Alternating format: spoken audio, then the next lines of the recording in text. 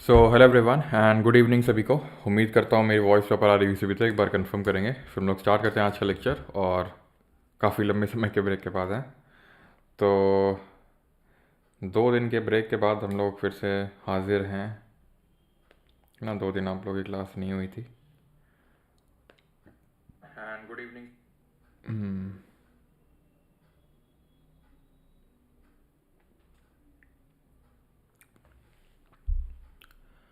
चले भाई, तो वॉइस आ रही है प्रॉपर। गुड इवनिंग सभी को। तो शुरू किया जाए फिर। हम्म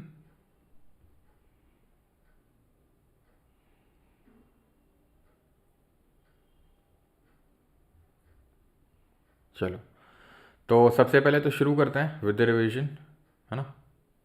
वॉइस लो है, कहाँ है? एसएससी स्टेनो रिजल्ट्स आ गया? क्या बात कर रही हो?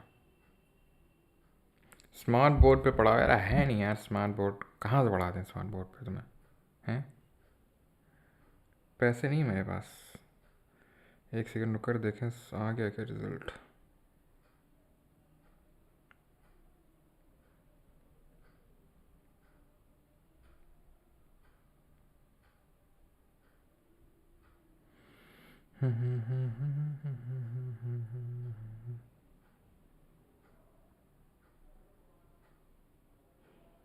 और आरबी जेई का है। और आरबी जेई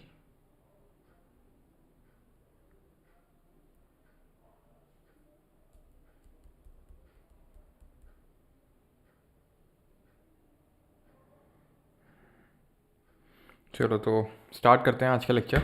तो सबसे पहले तो रिवीजन से पहले के शुरू के 3 क्वेश्चन ये रहे। The first session of the Indian National Congress was held at Jat Jatin is the folk dance of which Indian state, and Asia is separated from Europe by which mountains? जल्दी से। तो the first session of the Indian National Congress was held at, कहाँ पर हुआ था पहला session? और screen वगैरह तो आ रही है ना, ऐसा तो नहीं कि आज भी कोई प्रॉब्लम आ रही है?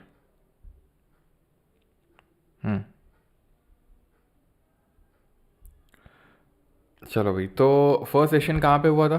First session was held at Gokul Das Tejpal Sanskrit college Bombay में, और 1885 में हुआ था। ठीक है, गोकुल दास तेजपाल संस्कृत कॉलेज बॉम्बे, उस आपको पता है।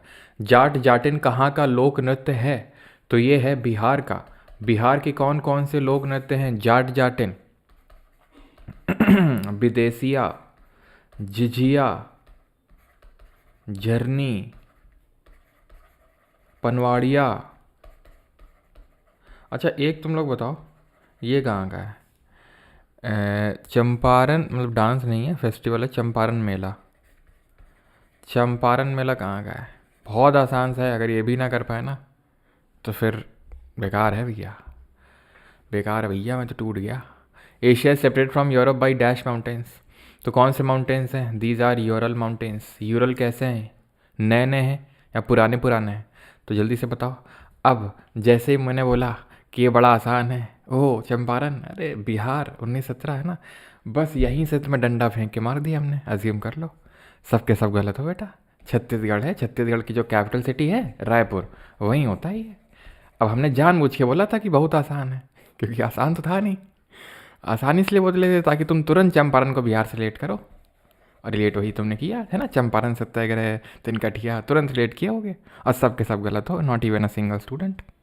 कैसा लगा मेरा मजाक?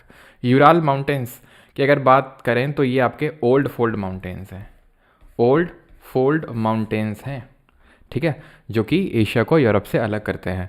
How many types of taxes were in the rain of the Alauddin Khilji? तो इसके टाइम पे कितने तरह के टैक्सेस थे? 3, है ना। अली गुरशस इसका नाम है, और ये मलिक तुज़ की पोजीशन पे था ओरिजिनली। जलालुद्दीन खिलजी का रूल चल रहा था उस समय पे। He was appointed as the governor of Kara का गवर्नर था ये। और अलाउद्दीन की बात करेंगे तो मलिक काफूर इसका मिलिट्री गवर्नर था, एंड जिसने साउथ इंडिया में एक्सपेडिशन किए थे। दाग एंड चेहरा सिस्टम इंट्रोड्यूस किया था। आमिर खुसरो को इसने तूते हिंद का टाइटल दिया था। एंड आमिर खुसरो को फादर ऑफ कवाली के नाम से जानते हैं। इसकी एक टांग जो है बिल्कुल नकली नहीं थी। बर्निंग ऑफ नैप्थलीन की अगर बात करेंगे तो ये किस तरह का क्या देता है? बर्निंग ऑफ नैप्थलीन, तो नैप्थलीन क्या था? सैचुरेटेड हाइड्रोकार्बन था या फिर अनसैचुरेटेड हाइड्रोकार्बन था? कैसा था जल्दी से बताएंगे। तो बर्निंग जो नैप्थलीन था वो आपका अनसैचुरेट था, ठीक है, अनसैचुरेटेड यानी कि असंतृप्त था, ठीक है। चलो सर बहुत तेज लगाया बहुत और अच्छा। अनसैचुरेटेड तो ये आपका येलो फ्लेम देता है, ठीक है। हमें पता था कि सैचुरेटेड जो होता है वो क्लियर ब्लू फ्लेम देता है, क्लियर ब्लू फ्लेम देगा, और अनसैचुरेटेड येलो सूटी फ्लेम देगा। तो ये येलो फ्लेम देता है नैप्थलीन, ऑलराइट। और नैप्थलीन कैसा कंपाउंड है जल्दी से बताओ बेटा। नैप्थलीन है हमारा सबलाइम कंपाउंड, यानी कि अगर ये किसी मिक्सचर में प्रेजेंट हुआ तो वहाँ पर आप सब्लिमेशन का यूज़ करिए, डायरेक्ट सॉलिड से गैस में कन्वर्ट होगा। आपको पता है ना, ऊर्ध्वापतन बोलते हैं इसको हिंदी में, क्या बोलते हैं? ऊर्ध्वापतन, ठीक है। तो सॉलिड से गैस में डायरेक्ट कन्वर्ट होता है और आपको क्या दे देता है? मज़े ही मज़े दे देता है, यानी गैस दे देता है। देन आते हैं लेक्चर नंबर 13 की शुरुआत करते हैं, श्री गणेश करते हैं। पहला क्वेश्चन ये रहा आपकी स्क्रीन के सामने। Ramakrishna mission stress the ideal of dash through social service and selfless action. Salvation, bhakti, God या फिर एजुकेशन। तो रामकृष्ण मिशन जल्दी से रिकॉल करिए क्या क्या इसके रिगार्डिंग हमने पढ़ा था। किसको कब स्टैब्लिश किया गया था, किसने स्टैब्लिश किया था, किसके नाम पे स्टैब्लिश किया था, ये सारी चीज़ें, ठीक है। तो इसको स्टैब्लिश किया गया था Ramakrishna mission first May, very important date, very very important date, you should know about first May. First May वो क्या होता है? वही इंटरनेशनल लेबर डे, अंतर्राष्ट्रीय श्रम दिवस, ठीक है। इस दिन जो लोग पैदा होते हैं ना बेटा, बड़े लकी होते, बहुत मेहनत करते हैं, ठीक है। तो रामकृष्ण मिशन की अगर बात करेंगे तो इसको स्वामी विवेकानंद जी जो है, इसके स्वामी विवेकानंद इसके फाउंडर थे। And he stressed the ideal of solvation. इनके नाम का एक रॉक मेमोरियल है, वो कहाँ पर बना हुआ है? रॉक मेमोरियल कहाँ बना हुआ है? शिकागो में। स्पीच कब दी थी? इनके बुक्स के नाम बताएंगे आप कि इनकी किताबों के नाम क्या क्या हैं। इनका जन्म और इनका डेथ वगैरह कब हुआ था? तो मेमोरियल कहाँ पर है? तमिलनाडु में है। शिकागो में स्पीच 1893 में दी थी। 12 जैन है ना, 12 जनवरी को इनका जन्म हुआ था 1863 में। और इसी दिन हम क्या मनाते हैं जल्दी से बताइए? एंड ही डाइड एट, कब इनकी डेथ हुई थी? तो 1863 में इनका जन्म हुआ था और 1902 में, 1902 कब? 4 जुलाई 1902 में इनकी डेथ हुई थी, ठीक है। तो 12 जनवरी को हम क्या मनाते हैं? नेशनल यूथ डे यानी कि राष्ट्रीय युवा दिवस मनाते हैं। अंतर्राष्ट्रीय युवा दिवस कब मनाते हैं? इंटरनेशनल यूथ डे 12 अगस्त को मनाते हैं, 12 अगस्त। Who had Sialkot as its capital. तो सियालकोट किसकी राजधानी थी? मियांडर, पुष्यमित्रा, दिमित्रोस या फिर यूक्राटिडस। ये तो मैं पहली बार नाम सुन रहा हूँ यार, यूक्राटिडस, अच्छा नाम है। सियालकोट तो किसकी कैपिटल थी? सियालकोट। तो सियालकोट जो है ये अपने मियांडर, अरे मिलिंद, ठीक है, अपना मिलिंद भाई। तो मिलिंद भाई कौन था अपना? तो मिलिंद भाई जो कोई और नहीं है, इंडो ग्रीक था। और आपको पता है कि इंडिया में जो सेंट्रल एशिया से इन्वेजन हुए, इंडिया में, इंडियन सब कॉन्टिनेंट में जो सेंट्रल एशिया से इन्वेजन हुए वो किस तरह से ऑर्डर में हुए? तो सबसे पहले तो इंडो ग्रीक्स का ही इन्वेजन हुआ था इंडियन सब कॉन्टिनेंट में, उसके बाद बाकी लोग आए थे। जैसे फॉर एग्जांपल अगर बात करें तो शक आए थे देन, है ना, जिनको स्काइथियंस के नाम से भी जानते हैं, Scythians. Then we have got the पाथियंस।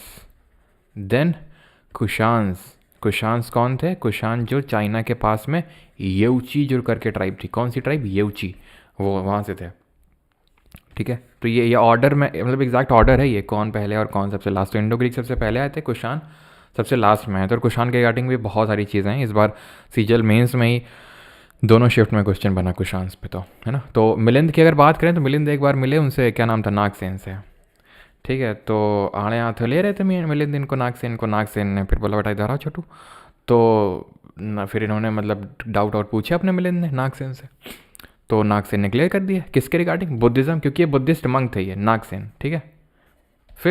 फिर क्या, बस मिलिंद ने बुद्धिज़्म एक्सेप्ट कर लिया और ये पूरी जो चीज़ें हैं वो मिलिंद पन्हों में लिखी हुई है, ठीक है। तो मिलिंद पन्हों किसके बीच का डायलॉग है? ये मिलिंद यानी मियांडर और नागसेन के बीच का डायलॉग है। मियांडर या फिर मिलिंद है कौन? ये इंडो ग्रीक है। इंडो ग्रीक कौन थे? इंडो ग्रीक वो थे जिन्होंने सबसे पहले गोल्ड कॉइन्स को इंडियन सब कॉन्टिनेंट में इंट्रोड्यूस किया था। ये वो थे जिन्होंने सबसे पहले coins attributed to kings, coins attributed to kings, इनको इंट्रोड्यूस किया था। क्या समझे? पुष्यमित्र कौन था? ये शुंगा डायनेस्टी का फाउंडर था। ये शुंगा डायनेस्टी कौन थी? तो जो मौर्य डायनेस्टी को हराए थे, he defeated the last Mauryan ruler और killed the last Mauryan ruler. और उनका नाम क्या है ज़रा बताएंगे कॉमेंट में जल्दी से। बी से नाम शुरू होता है, क्या नाम है? तो उनका नाम है बृहद्रथ। बृहद्रथ याद रहेगा इतना चीज़, ठीक है। कुशांस के बारे में देख लें क्या, या फिर पता नहीं, मुझे याद नहीं, मैंने करवाया, हो सकता है मैंने पढ़ाया भी है आपको, लेकिन कोई नहीं। कुछ चीज़ें कर लेते हैं। जैसे कुशांस की कैपिटल दो थी, एक तो पहले तो थी आपकी पेशावर, जो पहले पेशावर नहीं होती थी, क्या होती थी बताओ जल्दी से, ठीक है। तो और दूसरी थी आपकी मथुरा, ठीक है, मथुरा। तो पेशावर पहले होती थी पुरुषपुरा। बस रुक जाइए, है ना, एक बार भगवा लहराने दीजिए वहाँ पे भी ठीक है। योगी जी को फिर हम बनाएंगे वहाँ का, क्या वहाँ का देंगे, ठीक है, कारोबार जल्दी से। फिर वहाँ भी पुरुषपुरा ही नाम होगा पेशावर का भी, ठीक है। लाहौर का नाम क्या होना चाहिए बताओ जल्दी से। तो Purushapura, then Mathura second capital थी। एंड कुशांस जो हैं सबसे पहले रूलर थे, इनके फाउंडर थे कुजुल कडफिसेस, ठीक है, Kujula Kadphises. Then second ruler थे विमा कटफिशस। देन आपके कनिष्क, ठीक है, कनिष्क थर्ड रूलर थे। कनिष्क के टाइम पे ही सबसे pure form of gold coins को, प्योर गोल्ड कॉइन्स, सबसे पहले गोल्ड कॉइन्स तो इंडो ग्रीक, सबसे pure gold coins and largest hold of gold coins, hold of gold coins किसने लाया है? कनिष्क ने लाया है, ठीक है। कनिष्क से ही एसोसिएटेड है राबा टाका। राबा टाका इंस्क्रिप्शन कहाँ से मिला ये राबा टाका? राबा टाका मिला अफ़गान से, ये अफ़गानिस्तान में हमें देखने को मिला। कुशांस के जो कनिष्क थे इन्होंने ही जो फोर्थ बुद्धिस्ट काउंसिल है इसको होस्ट किया था। ही पैटर्नाइज्ड द फोर्थ बुद्धिस्ट काउंसिल, ठीक है, जो चौथी बौद्ध संगीति हुई थी उसको, है ना। और कनिष्क ने जब अपना थ्रोन पे बैठे थे तो शक संवत की शुरुआत हुई थी। ऐसा मत समझना सर शक तो ये थे, शक तो वो थे, लेकिन जो शक संवत की शुरुआत हुई थी वो कनिष्क के टाइम पे हुई थी 78 AD, क्योंकि इंडिया में सब पार्थियंस कुशांस को सबको शक ही बोला करते थे, तो इस वजह से शक संवत जो है 78 AD में शुरू होता है, ठीक है। और तुम लोगों ने नाम नहीं बताया लाहौर का क्या नाम रखना चाहिए यार, क्यों, क्या नाम रखना चाहिए भाई जल्दी बता। लोहरी, अच्छा लोहरी रख दें, ओके ओके ठीक है, हाँ चलो भाई। यस, चौथी बुद्धिस्ट काउंसिल हुई कहाँ भी थी? वो कश्मीर कुंडल वन में हुई थी, बहुत अच्छे, ठीक है। तो कुंडल वन कश्मीर में हुई थी, ठीक। आगे बढ़ते हैं। Kagyed dance a customary dance festival which is celebrated annually in the Sikkim falls in which month? तो जो कागेट नृत्य है वो किस महीने में होता है? तो मैं आपको हिंट देता हूँ, पहले आप थोड़ा सा, है ना, कोशिश करो कि ये जिस मंथ में होता है उसी मंथ में हॉर्नबिल फेस्टिवल भी होता है 10 दिनों के लिए, बताओ। तो हॉर्नबिल फेस्टिवल कब होता है? हॉर्नबिल फेस्टिवल होता है 1 से लेकर 10 दिसंबर तक, है ना। और कौन सी ट्राइब इसको परफॉर्म करती है हॉर्नबिल को? तो ये होता है दिसंबर को, का गेट डांस, मतलब ये फेस्टिवल होता है का गेट फेस्टिवल, उसी में इसको परफॉर्म किया जाता है, राइट। देन अगर और फेस्टिवल्स की बात करेंगे तो लोसर, लोचर,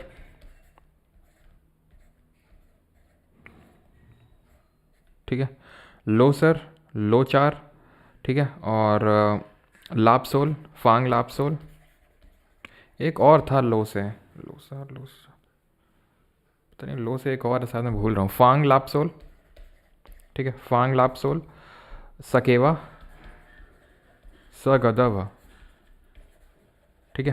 तो ये सारे क्या हैं, ये फेस्टिवल्स हैं आपके सिक्किम के, ठीक है। सिक्किम से क्या याद आना चाहिए आपको? सिक्किम से 36th कॉन्स्टिट्यूशनल अमेंडमेंट याद आना चाहिए, जिससे कि इसको स्टेटहुड मिला था। ये कब हुआ था अमेंडमेंट? ये हुआ था आपका 1975 में। देखो 35th 1970 जो 35th अमेंडमेंट है 1974 में हुआ था, इसको एसोसिएट स्टेटहुड को दर्जा मिला था, लेकिन permanent statehood 36th constitutional amendment से मिला था। अगर यहाँ पर डांसेस की बात करें सिक्किम के, और ध्यान रखना लोसर जो होता है ना, ये सिर्फ ऐसा नहीं सिक्किम में ही होता है, अरुणाचल में भी होता है, नहीं जितना भी तिब्बतन रीजन है आपको लद्दाख में देखने को मिलेगा, काइंड ऑफ ये न्यू ईयर फेस्टिवल है ना। डांसेस की बात करेंगे, डांसेस की, तो मरूनी यहाँ का होता है, मरूनी, सिंगी छाम, ठीक है, चूफाट, चूफाट फेस्टिवल भी होता है। और ये जो होता है ना लेपचा ट्राइब परफॉर्म करती है इसको, मतलब डांस भी होता है, फेस्टिवल भी होता है, लेपचा ट्राइब परफॉर्म करती है। और ध्यान ये रखना है कि यहाँ पर जो माउंट कंचनजंगा है उनकी पूजा होती है। आपको पता है ना कंचनजंगा यहीं पे है, ठीक है, माउंट कंचनजंगा यहीं पे सिक्किम में हाईएस्ट पीक है इंडिया की। वो कितनी हाइट है ज़रा बताएंगे? कगेट डांस नोट, कगेट तो ठीक है वही है वो तो, और कोई है, ठीक है, तो इतना याद रखेंगे। तो मरूनी हो गया, सिंगीछाम हो गया, चूफाट हो गया, तो आंसर ऑप्शन नंबर 4 हो जाएगा दिसंबर। ठीक है, आगे बढ़ लें अभी। बस देखो, डांसेस तो बहुत होते हैं, फेस्टिवल बहुत होते हैं, लेकिन हमने उतने ही याद करने जितने एग्जाम पर्सपेक्टिव से इंपॉर्टेंट है, और वही मैं आपको बताता चल रहा हूँ। ठीक है, ये सही सभी ने बताया मुझे। लो सूंग, यही बोल रहा था। लो सर, लो चार, लो सूंग, लो सर। ठीक है, तो मतलब इस तरह से आप याद रखेंगे इसको। ऐसे तो याद नहीं रहता है, सारी इतनी सारी चीज़ें हैं। तो लो सर, लो चार, लो सूंग लो सर, मतलब इस तरह से याद रखेंगे, याद हो जाएगा आसानी से। फांग लापसोल साकेवा सागा दावा, मरूनी सिंगी छाम चूफाट, ये क्या है आपके डांसेज हैं। अभी आते हैं, where is the central institute of potato research institute, where is central institute of potato research located. तो सुबह ही क्लास में आज हम लोगों ने देखे थे रिसर्च इंस्टीट्यूट्स कहाँ पर हैं। इजात नगर में क्या है, सेंट्रल वेटेरिनरी इंस्टीट्यूट। ठीक है, वेटेरिनरी इंस्टीट्यूट है आपका। ठीक है, कानपुर में तो भैया दालचीनी खाते हैं, ये रही दाल, पल्सेज वाला इंस्टीट्यूट इसका हेडक्वार्टर है। और दालचीनी चीनी मतलब शुगर, बेटा शुगर केन मत कर देना, शुगर रिसर्च इंस्टीट्यूट, ये पल्स दोनों में रिसर्च है। ये शुगर रिसर्च इंस्टीट्यूट है, ऊपर पल्सेज रिसर्च इंस्टीट्यूट है, ये आईटी कानपुर के पास में ही है एकदम दोनों इंस्टीट्यूट्स।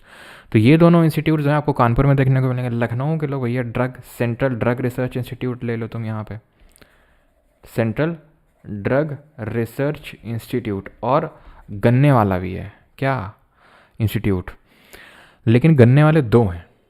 एक जो गन्ने वाला है वो सेंट्रल ये इंस्टीट्यूट ऑफ शुगर केन है। ठीक है, शुगर केन वाला ये है इंडियन इंस्टीट्यूट। ठीक है, Indian institute of sugarcane research. और ये अगर शुगर केन पूछ लेगा यहाँ सेंट्रल लिख के, यहाँ अगर सेंट्रल लिख देगा तो कोयम्बटूर हो जाएगा, समझे, कोयम्बटूर चेन्नई में, याद रहेगा। शिमला, आलू शिमला की सब्जी खाते हैं हम लोग भाई, पोटैटो शिमला, आलू शिमला। ठीक, कुछ और बता दो। Central arid research institute, central arid research institute, ये बता दो। Central dairy research institute, horticulture research institute. ठीक है, इंस्टीट्यूट ऑफ फॉरेस्ट रिसर्च, मतलब फॉरेस्ट वाला कहाँ पर है। ठीक है, फॉरेस्ट रिसर्च इंस्टीट्यूट। और इंस्टीट्यूट ऑफ ओशनोग्राफी, ठीक है, ओशनोग्राफी वाला इंस्टीट्यूट कहाँ पर है। और ओशन टेक्नोलॉजी वाला इंस्टीट्यूट कहाँ पर है, ओशन टेक्नोलॉजी वाला। हैं तो बहुत सारे, लेकिन एक एक करके देख लेंगे सारे। ठीक है, सेंट्रल एरिड रिसर्च इंस्टीट्यूट कहाँ है, जोधपुर में है ये, है ना। डेयरी वाला कहाँ पे, डेयरी वाला करनाल में है। अब भैंसों वाला हिसार में, बफैलो वाला हिसार में, ध्यान रखना, भैंसों वाला हिसार में। करनाल कहाँ है, हरियाणा में। हॉर्टिकल्चर बेंगलोर में। ठीक है, बेंगलोर में ये हिंदुस्तान एरोनॉटिक्स लिमिटेड का भी हेडक्वार्टर है। फॉरेस्ट रिसर्च इंस्टीट्यूट कहाँ है ये, यहाँ लिख लो इसको, देहरादून। देहरादून में सिर्फ यही नहीं है, देहरादून में बहुत सारे हैं। क्या क्या है देहरादून में, फॉरेस्ट के अलावा पेट्रोलियम रिसर्च इंस्टीट्यूट ले लो तुम। ठीक है, विजुअली हैंडीकैप्ड लोगों का इंस्टीट्यूट ले लो, विजुअली हैंडीकैप्ड जो होते हैं, जो नेशनल रिमोट सेंसिंग जो इंस्टीट्यूट है, रिमोट सेंसिंग वाला जो इंस्टीट्यूट है वो यहाँ पे है।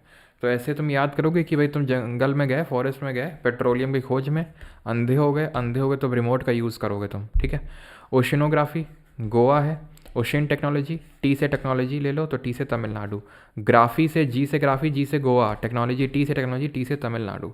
आज के लिए इतना ही।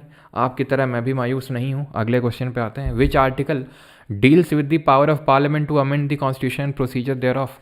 कौन सा अनुच्छेद है संविधान में संशोधन करने की संसद की शक्ति और उसके लिए प्रक्रिया से संबंधित है। 368, 352, 249 या फिर 356। जल्दी से बताओ भाई, और बाकी ऑप्शंस भी बताना। आसान से क्वेश्चन है, झींगुर बना के उड़ा दो इसको जल्दी से।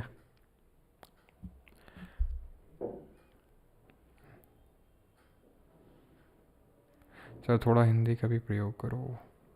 हाँ यार, हिंदी का भी प्रयोग करने की मैं कोशिश करता हूँ। ठीक है,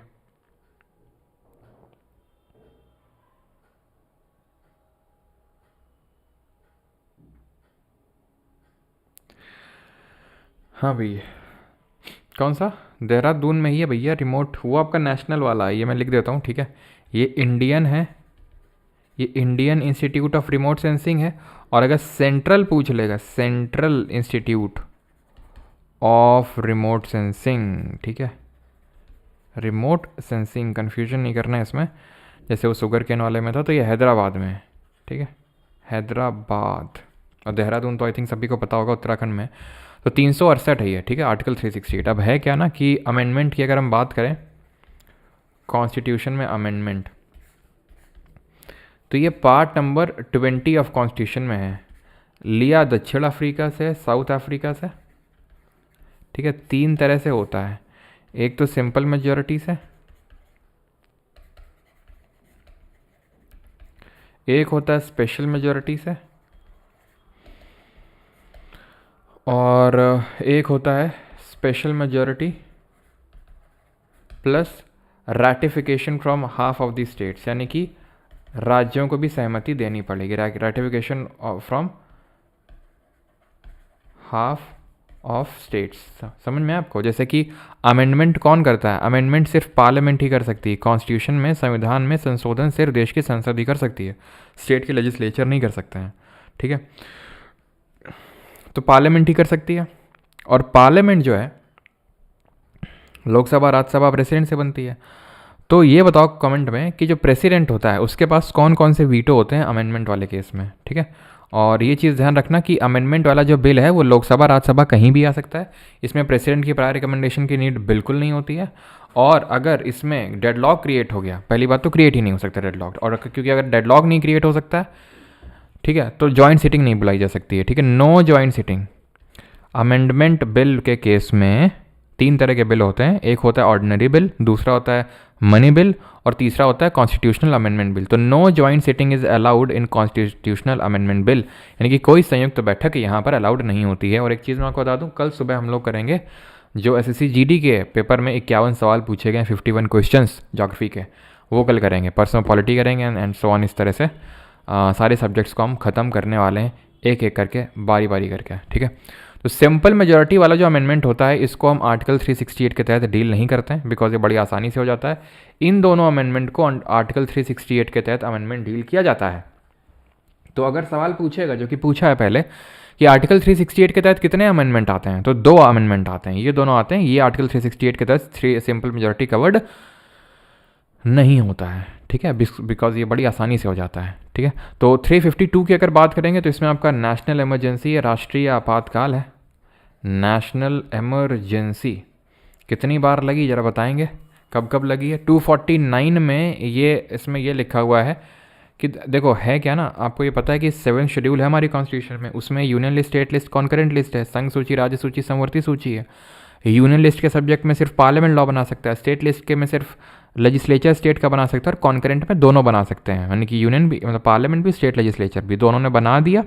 वैसे दोनों बना सकते हैं, लेकिन अगर दोनों ने बना दिया तो पार्लियामेंट का प्रिवेल करेगा। और कॉन्करेंट लिस्ट हमने कहाँ से लिया जरा बताओ?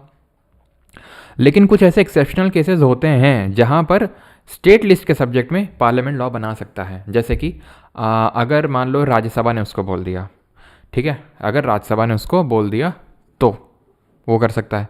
अगर कोई इंटरनेशनल ट्रीटी को इन्फोर्स करना है, अगर प्रेसिडेंट रूल लगा हुआ है, अगर नेशनल इमरजेंसी लगी हुई है, और अगर अगर अगर अगर अगर 2 या 2 से ज़्यादा राज्य इस चीज़ की मांग करते हैं, ठीक है, तो वो आर्टिकल नंबर 249 जो है वो उसी रिस्पेक्ट में है जहाँ पर हमारा जो पार्लियामेंट है वो स्टेट लिस्ट के सब्जेक्ट में क्या कर सकता है, लॉ क्रिएट कर सकता है, जब राज्यसभा 2/3 मेजोरिटी से पावर दे दे पार्लियामेंट को, ठीक है। तो मैं लिख नहीं रहा हूँ, आप समझिए होंगे। 356 में आपको पता है, इसमें है आपका प्रेसिडेंट रूल, जिसको कि हम प्यार से स्टेट की इमरजेंसी भी बोल देते हैं, लेकिन स्टेट इमरजेंसी कहीं नहीं लिखा है, प्रेसिडेंट रूल लिखा हुआ है, ठीक है। नेशनल इमरजेंसी की जब हम बात करते हैं 3 बार लगी है। 3 बार कब कब लगी यार ये? तो एक बार तो 1962 में जब चाइना के साथ लड़े थे, ठीक है, एक बार 1971 में जब बांग्लादेश को आज़ाद करवाए थे, और एक बार इंदिरा गांधी ने लगा दी थी फर्जी में इसे 1976 में। तो ये तो लगी थी वॉर और एक्सटर्नल एग्रेशन के केस में, ठीक है। Is this use for RPF exam? Her teacher की यही दिक्कत होती है, ठीक है, एक दर्द होता है ये एक्सप्लेन करते करते कि क्या ये इसके लिए भी यूज़फुल है, क्या इसके लिए भी यूज़फुल है, क्या उसके लिए भी यूज़फुल है। भैया रेलवे के लिए हो रहा है तो मतलब तुमको ऐसा क्यों लगा कि एनटीपीसी का जीके अलग होता है, आरपीएफ का अलग होता है, ग्रुप डी का अलग होता है? ठीक है, मान सकते हैं कि हाँ वेटेज ऊपर नीचे हो सकता है कि भाई ग्रुप डी में साइंस अच्छे लेवल की पूछी जाती है, थोड़ा ज़्यादा पूछा जाता है, लेकिन क्वेश्चन जीके के तो वही रहेंगे ना। क्या बार बार वही क्वेश्चंस कि ये इसके लिए यूज़फुल है, उसके लिए यूज़फुल है, इसके लिए यूज़फुल है?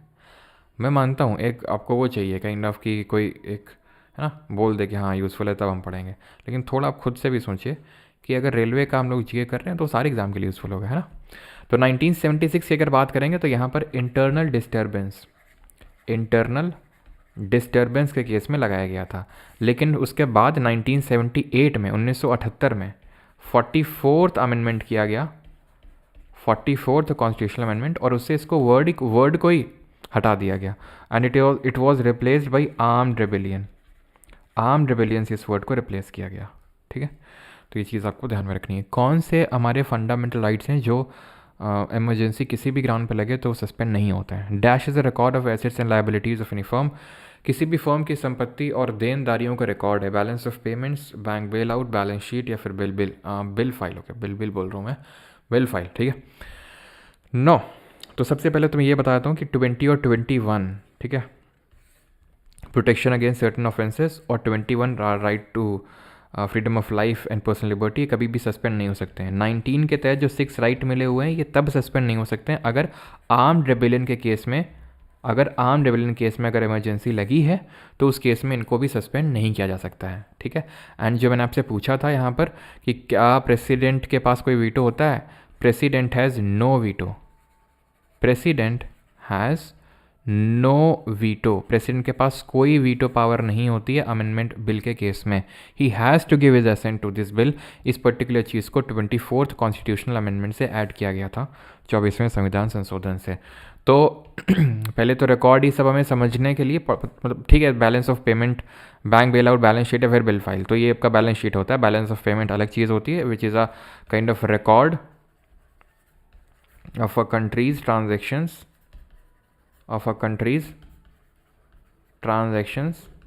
with other countries। ठीक है, with other countries, simple words में बोला जाए तो, जिसमें कि हम एक्सपोर्ट, इंपोर्ट और ये सब है ना, बाहर जो एक्सटर्नल कमर्शियल बोरोइंग्स करते हैं, इन्वेस्टमेंट, एफडीआई, एफपीआई, ये सब आपका बैलेंस ऑफ पेमेंट में आता है। ठीक है, ये बैलेंस शीट होता है जिसमें एसेट्स और लाइबिलिटीज़ होती हैं। बैंक के लिए एसेट क्या होती हैं? तो बैंक के लिए एसेट होता है जो बैंक लोन में पैसा उठाता है, लोन जो देता है बैंक दूसरों को। जैसे फॉर एग्जांपल आप बैंक गए, आपने बैंक से लोन लिया, तो बैंक का वो एसेट है, क्योंकि आप बैंक को ब्याज भरेंगे उसमें, फिर वो पैसा लौटाएंगे, वो सारी चीज़ें होती हैं। लेकिन ये बैंक के पास पैसा आता कहाँ से? तो बैंक के पास पैसा हम ही लोगों से आता है, जो हम लोग बैंकों में पैसा जमा करते हैं, एफडी वगैरह करवाते हैं, या फिर नॉर्मल भी जो बैंक में पैसा पड़ा रहता है, वो बैंक के लिए क्या होता है? लाइबिलिटी होती है। ठीक है, बैंक के जो डिपॉजिट्स होते हैं वो बैंक के लिए लाइबिलिटी होते हैं, तो ये चीज़ ध्यान रखना है। And net demand and time liability, NDTL का कभी कभी फुल फॉर्म भी पूछ लेता है। क्या फुल फॉर्म होता है? Net demand and time liability. तो इससे है क्या, एनडीटीएल इसका सर्टेन परसेंटेज एनडीटीएल का बैंक्स जो हैं वो लेंड कर सकती हैं, और सर्टेन परसेंटेज को उन्हें एज अ कैश मेंटेन करना पड़ता है, which is known as cash reserve ratio, नगद आरक्षित अनुपात। एंड कुछ सर्टेन पार्ट को वो उन्हें गवर्नमेंट सिक्योरिटी, गोल्ड्स इस फॉर्म में मेंटेन कर सकते हैं, which is called as statutory liquid ratio, यानी कि क्या होगा, इसको हिंदी में क्या बोलेंगे? तो नगद आरक्षित अनुपात हो गया, ये हो जाएगा वैधानिक तरलता अनुपात। ठीक है, तो ये चीज़ होता है। अब अगर मान लो कि कोई बंदा बैंक से लोन लिया और वो बैंक को लोन ना लौटाए तो क्या होगा? ठीक है, तो ध्यान रखिएगा, जो बैंक पैसा इसमें बीच में मुनाफा कमाता है, हमसे पैसा लेता है और लोन पे पैसा चढ़ाता है, उसी को बैंक का स्प्रेड बोला जाता है। तो बैंक का स्प्रेड क्या होता है? स्प्रेड होता है बैंक का जो प्रॉफिट होता है उसको बोलते हैं। ठीक है, और जो वापस नहीं आता है पैसा उसको एनपीए बोला जाता है, which is called as non performing assets, यानी वो एसेट्स जो परफॉर्म करना बंद कर दिए हैं। तो हम किसी एसेट को नॉन परफॉर्मिंग एसेट कब बोलते हैं? नहीं, कब बोलते हैं, जल्दी से बताओ।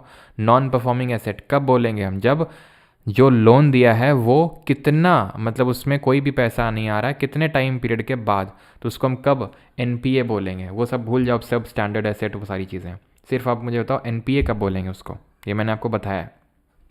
तो ध्यान रखना, 3 महीने ले लो या फिर 90 दिन। ठीक है, 90 डेज़ ले लो या फिर वही 3 महीने बोल दो। ठीक है, तो 90 डेज से अगर ज़्यादा हो गया पैसा आपका, नहीं आ रहा है तो वो आपका नॉन परफॉर्मिंग एसेट में जाएगा।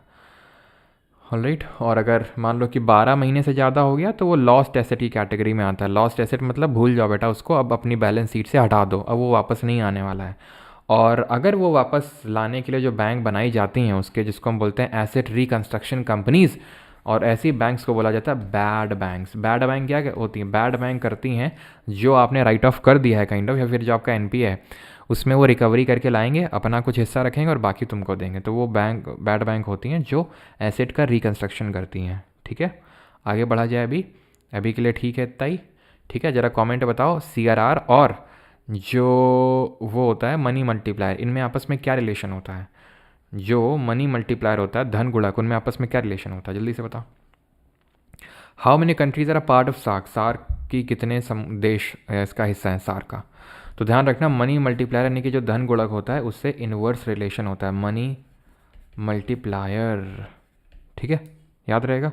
आरआरबी जेई सीबीटी 1 क्वालिफाइड, थोड़ा मेंस के लिए गाइड कर दूँ, नॉन के लिए बिल्कुल शॉर्ट स्किंग। यस हाँ सर, इस लेक्चर को शुरू से लेक्चर 1 से स्टार्ट करना ज़रूरी है क्या? हाँ जी ज़रूरी है, क्योंकि चीज़ें ऑर्डर में चलती हैं इसलिए।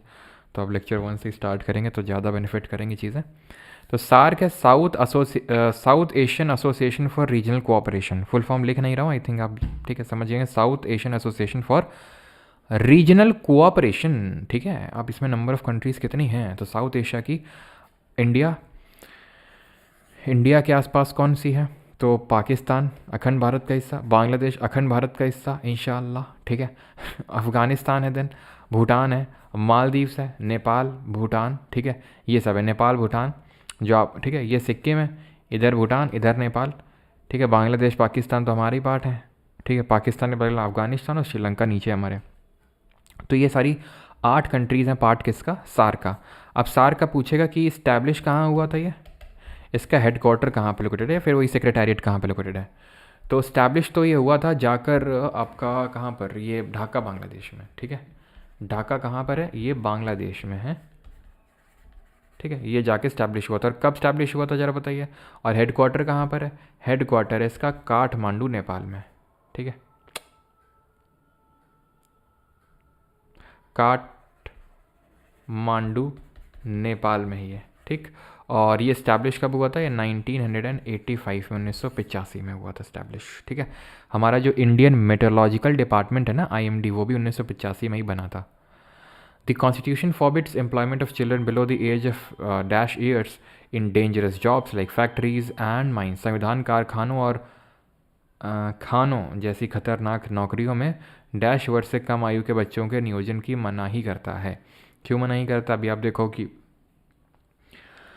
है ना, उत्तराखंड में ही काफ़ी लोग अभी हमारे फंस गए हैं वर्कर्स, आई थिंक अभी तक नहीं निकले हैं, है ना, काफ़ी, आई थिंक 8 दिन हो चुके हैं। यस, बीम स्टेक का हेडक्वार्टर है ढाका में, तो ये आप बिल्कुल नोट कर सकते हैं, बहुत अच्छा ऐड किया है। ठीक है, तो बहुत अच्छा ऐड किया है। यस, ये तो यहाँ पर यहीं पर लिख देते हैं, एक सेकंड को।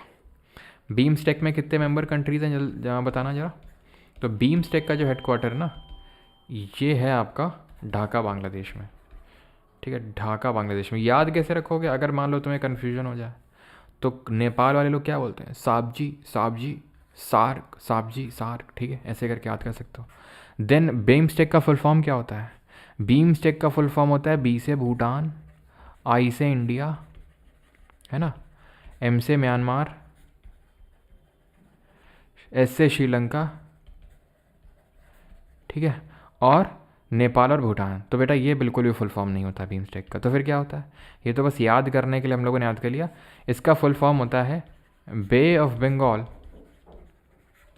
Initiative for multi sectoral technical and economic cooperation. ठीक है, इकोनॉमिक कोऑपरेशन। ठीक है, और ऐसे याद कर लिया कि बी से भूटान, आई से इंडिया, म्यांमार, श्रीलंका, और टीसी की जगह एनबी कर लिया, NB, N new balance, Nepal और Bhutan. The constitution forbids employment of children below the age of dash. और लगे हाथ तो पता नहीं क्यों मन गवाही नहीं दे रहा है, इस मन बोल रहा है एक और क्वेश्चन पूछो जा रहे इन लोगों से। आसियान का हेडक्वार्टर कहाँ पर जरा बता दो, आसियान का कहाँ पर है, एशियन डेवलपमेंट बैंक एडीबी का कहाँ पर है। The constitution forbids employment of children below the, बार बार क्या रिपीट कर रहा हूँ, आंसर इसका क्या होगा 14 ईयर्स। ठीक है, 6 से 14 साल तक के बच्चों को हजारडस वर्क में नहीं लगाया जा सकता है, कौन सा आर्टिकल बोलता है, तो ये आर्टिकल नंबर 24 बोलता है, अनुच्छेद नंबर 24। आर्टिकल नंबर 23 और 24 कलेक्टिवली क्या है, तो ये है राइट अगेंस्ट एक्सप्लॉयटेशन। ठीक है, शोषण के विरुद्ध अधिकार, राइट अगेंस्ट एक्सप्लॉइटेशन। ठीक है, शोषण के विरुद्ध अधिकार। 23 है जहाँ पर यह लिखा हुआ है कि भाई बेगारी प्रोहिबिटेड है। बेगारी का मतलब होता है कि बंधुआ मजदूरी आप किसी से करवा रहे हैं। ठीक है, यानी कि बंधुआ मजदूरी इन द सेंस कि काम करवा रहे हैं पैसे नहीं दे रहे हैं, या फिर काम करवा रहे हैं और काम के हिसाब से पैसे नहीं दे रहे हैं जितना मिलना चाहिए। तो आसियान का जो हेडक्वार्टर है ये आपका लोकेटेड है जकार्ता में। जकार्ता जो कहाँ है, इंडोनेशिया में है। और एशियन डेवलपमेंट बैंक का जो हेडक्वार्टर है दैट इज़ इन वनीला नहीं मनीला में। ठीक है, मनीला फिलीपींस में। ठीक है, association for south east Asian Nations इसका फुल फॉर्म होता है, इंडिया इसका मेंबर नहीं है, ध्यान रखिएगा।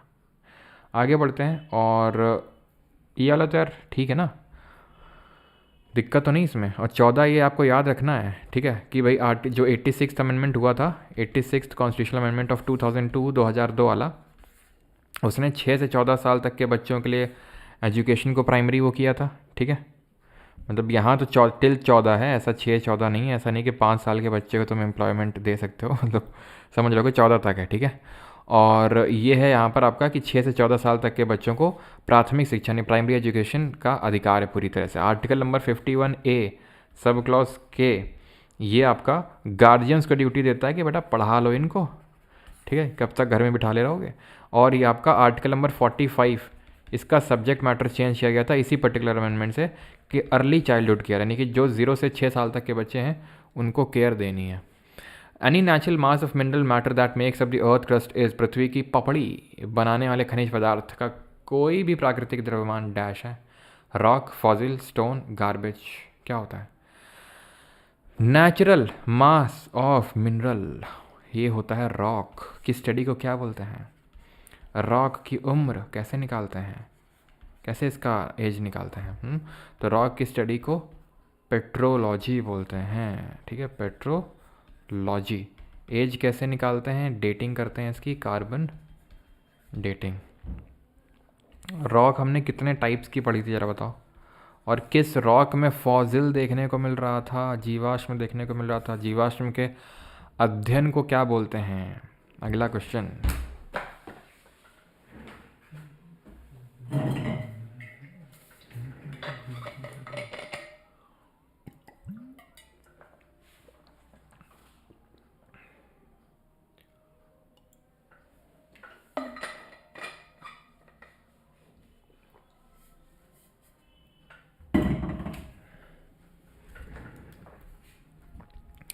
टाइप्स होते हैं 3, कौन कौन से, इग्नियस आग्नेय, मेटामॉर्फिक रूपांतरित, या फिर कायांतरित।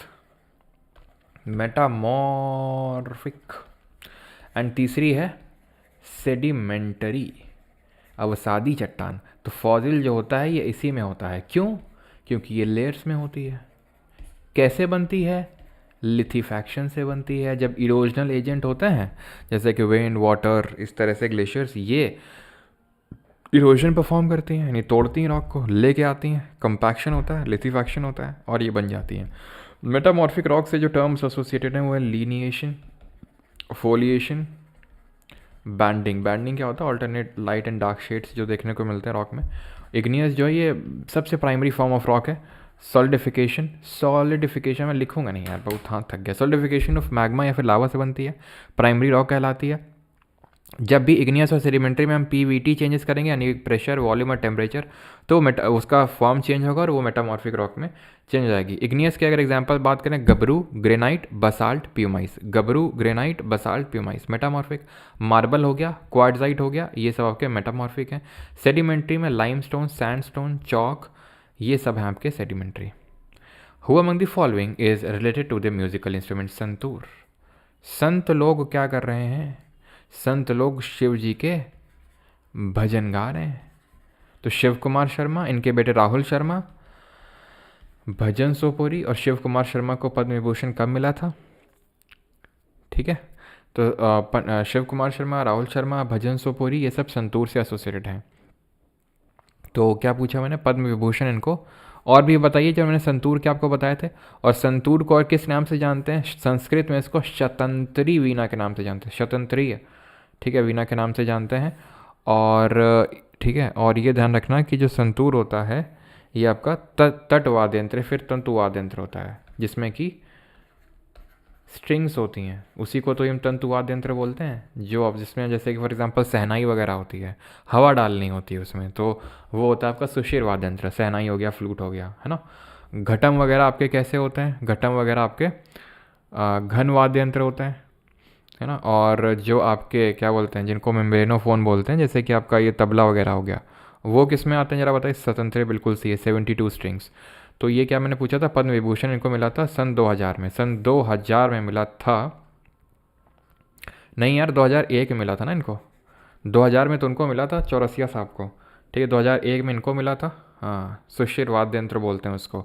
ये तंतु वाद्य यंत्र होता है, सुशिर होता है आपका हवा वाला, घन वाद्य यंत्र होता है, और एक अवनिध वाद्य यंत्र होता है, ठीक है, अवनिध, ठीक है, याद रहेगा, अवनिध। माई आइडल रविशंकर जी। बेटा हम सब समझ रहे हैं कार्तिक।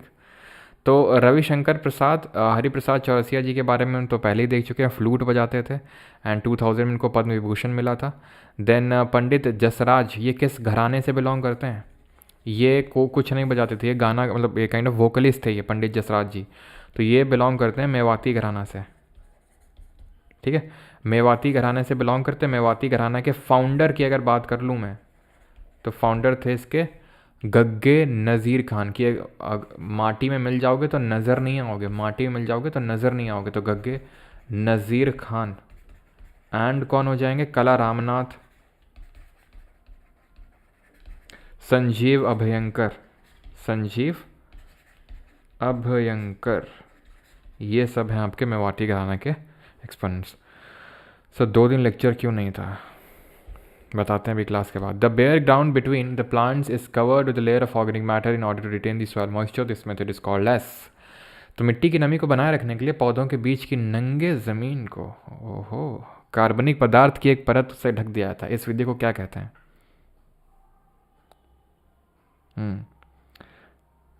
गैग्ड नहीं है भाई, गग्गे नज़ीर खान है। यस, रागमाला, बिल्कुल दृष्टि सही है। Ragamala, my life my music, ये बुक्स हैं रविशंकर जी की। चलो भाई, तो क्या सही आंसर होगा यहाँ पे? तो ये होता है आपका मल्चिंग होता है ये, ठीक है। Option number D will be the correct answer. Yes, ठीक है। तो यहाँ पर देखो करते क्या ना, सॉइल का मॉइस्चर रिटेन करते हैं मल्चिंग में। मल्चिंग में क्या करते हैं, पराली जैसे वो जो रेसिडिव होता है ना, क्रॉप रेसिडिव, जिसको पराली बोलते हैं एकदम, ठीक है, देशी भाषा में, तो उसको डाल देते हैं ज़मीन में, सो दैट कि जो सनलाइट पड़ेगी तो डायरेक्ट सॉइल में नहीं पड़ेगी, तो मॉइस्चर रिटेन रहेगा सॉइल का। शेल्टर बेल्ट्स किस लिए बनाए जाते हैं? To prevent the soil erosion. इससे क्या होता है कि जो बहुत तेज़ हवा, जैसे आज हमारे यहाँ बहुत तेज़ हवा चल रही थी, ठीक है, भयंकर टाइप की, तो हवा से क्या होता है ना कि जो टॉप एकदम फर्टाइल सॉइल होती है, टॉप लेयर ऑफ जो सॉइल होती है, वो एकदम वॉश अवे हो जाती है, मतलब एकदम उड़ जाती है। तो उसको प्रिवेंट करने के लिए इनको बनाया था, टू प्रिवेंट सॉइल इरोजन, ठीक है। टेरेस फार्मिंग की बात करें, कॉन्टूर प्लाइंग, तो ये भी उसी लेके आती है। कॉन्टूर प्लाइंग में क्या होता है, कॉन्टूर बंडिंग कर देते हैं। यहाँ पर हम क्या करते हैं, कॉन्टूर बैरियर्स लगा देते हैं, कुछ ना कुछ पत्थर वत्थर इस तरह का रख देंगे कि जब पानी क्या होता है ना, जब तेज़ बारिश होती है तो जब टॉप लेयर होती है वो वॉश अवे हो जाती है, और ऐसे सॉइल इरोजन को हम प्यार से शीट इरोजन बोलते हैं, ठीक है। एक इरोजन होता है गली इरोजन। कौन सी रिवर जानी जाती है गली इरोजन परफॉर्म करने के लिए? तो जब top layer of soil after a heavy shower, खूब बारिश के बाद वो वॉश हो जाती है, तो उसको शीट इरोजन बोलते हैं। तो उसको रोकने के लिए हम कॉन्टूर बैरियर्स को रख देते हैं, सो दैट कि वाटर का जो स्पीड है वो कम हो जाएगा, तो वो इरोजन नहीं होगा। टेरेस फार्मिंग भी इसीलिए ही होती है, लेकिन अंतर क्या होता है इसमें, कोई हम बैरियर्स नहीं रखते हैं, ऐसे सेक्शंस बना देते हैं ऐसे, ठीक है, जैसे स्टेप्स होते हैं हमारे, है ना, घर में जो सीढ़ियाँ होती हैं, उस तो ऐसे इमेजिन कर लो सीढ़ियों में हमने बो दिया है, सीढ़ियों में हमने चीज़ें लगा दी हैं हिली एरियाज़ में, ठीक है।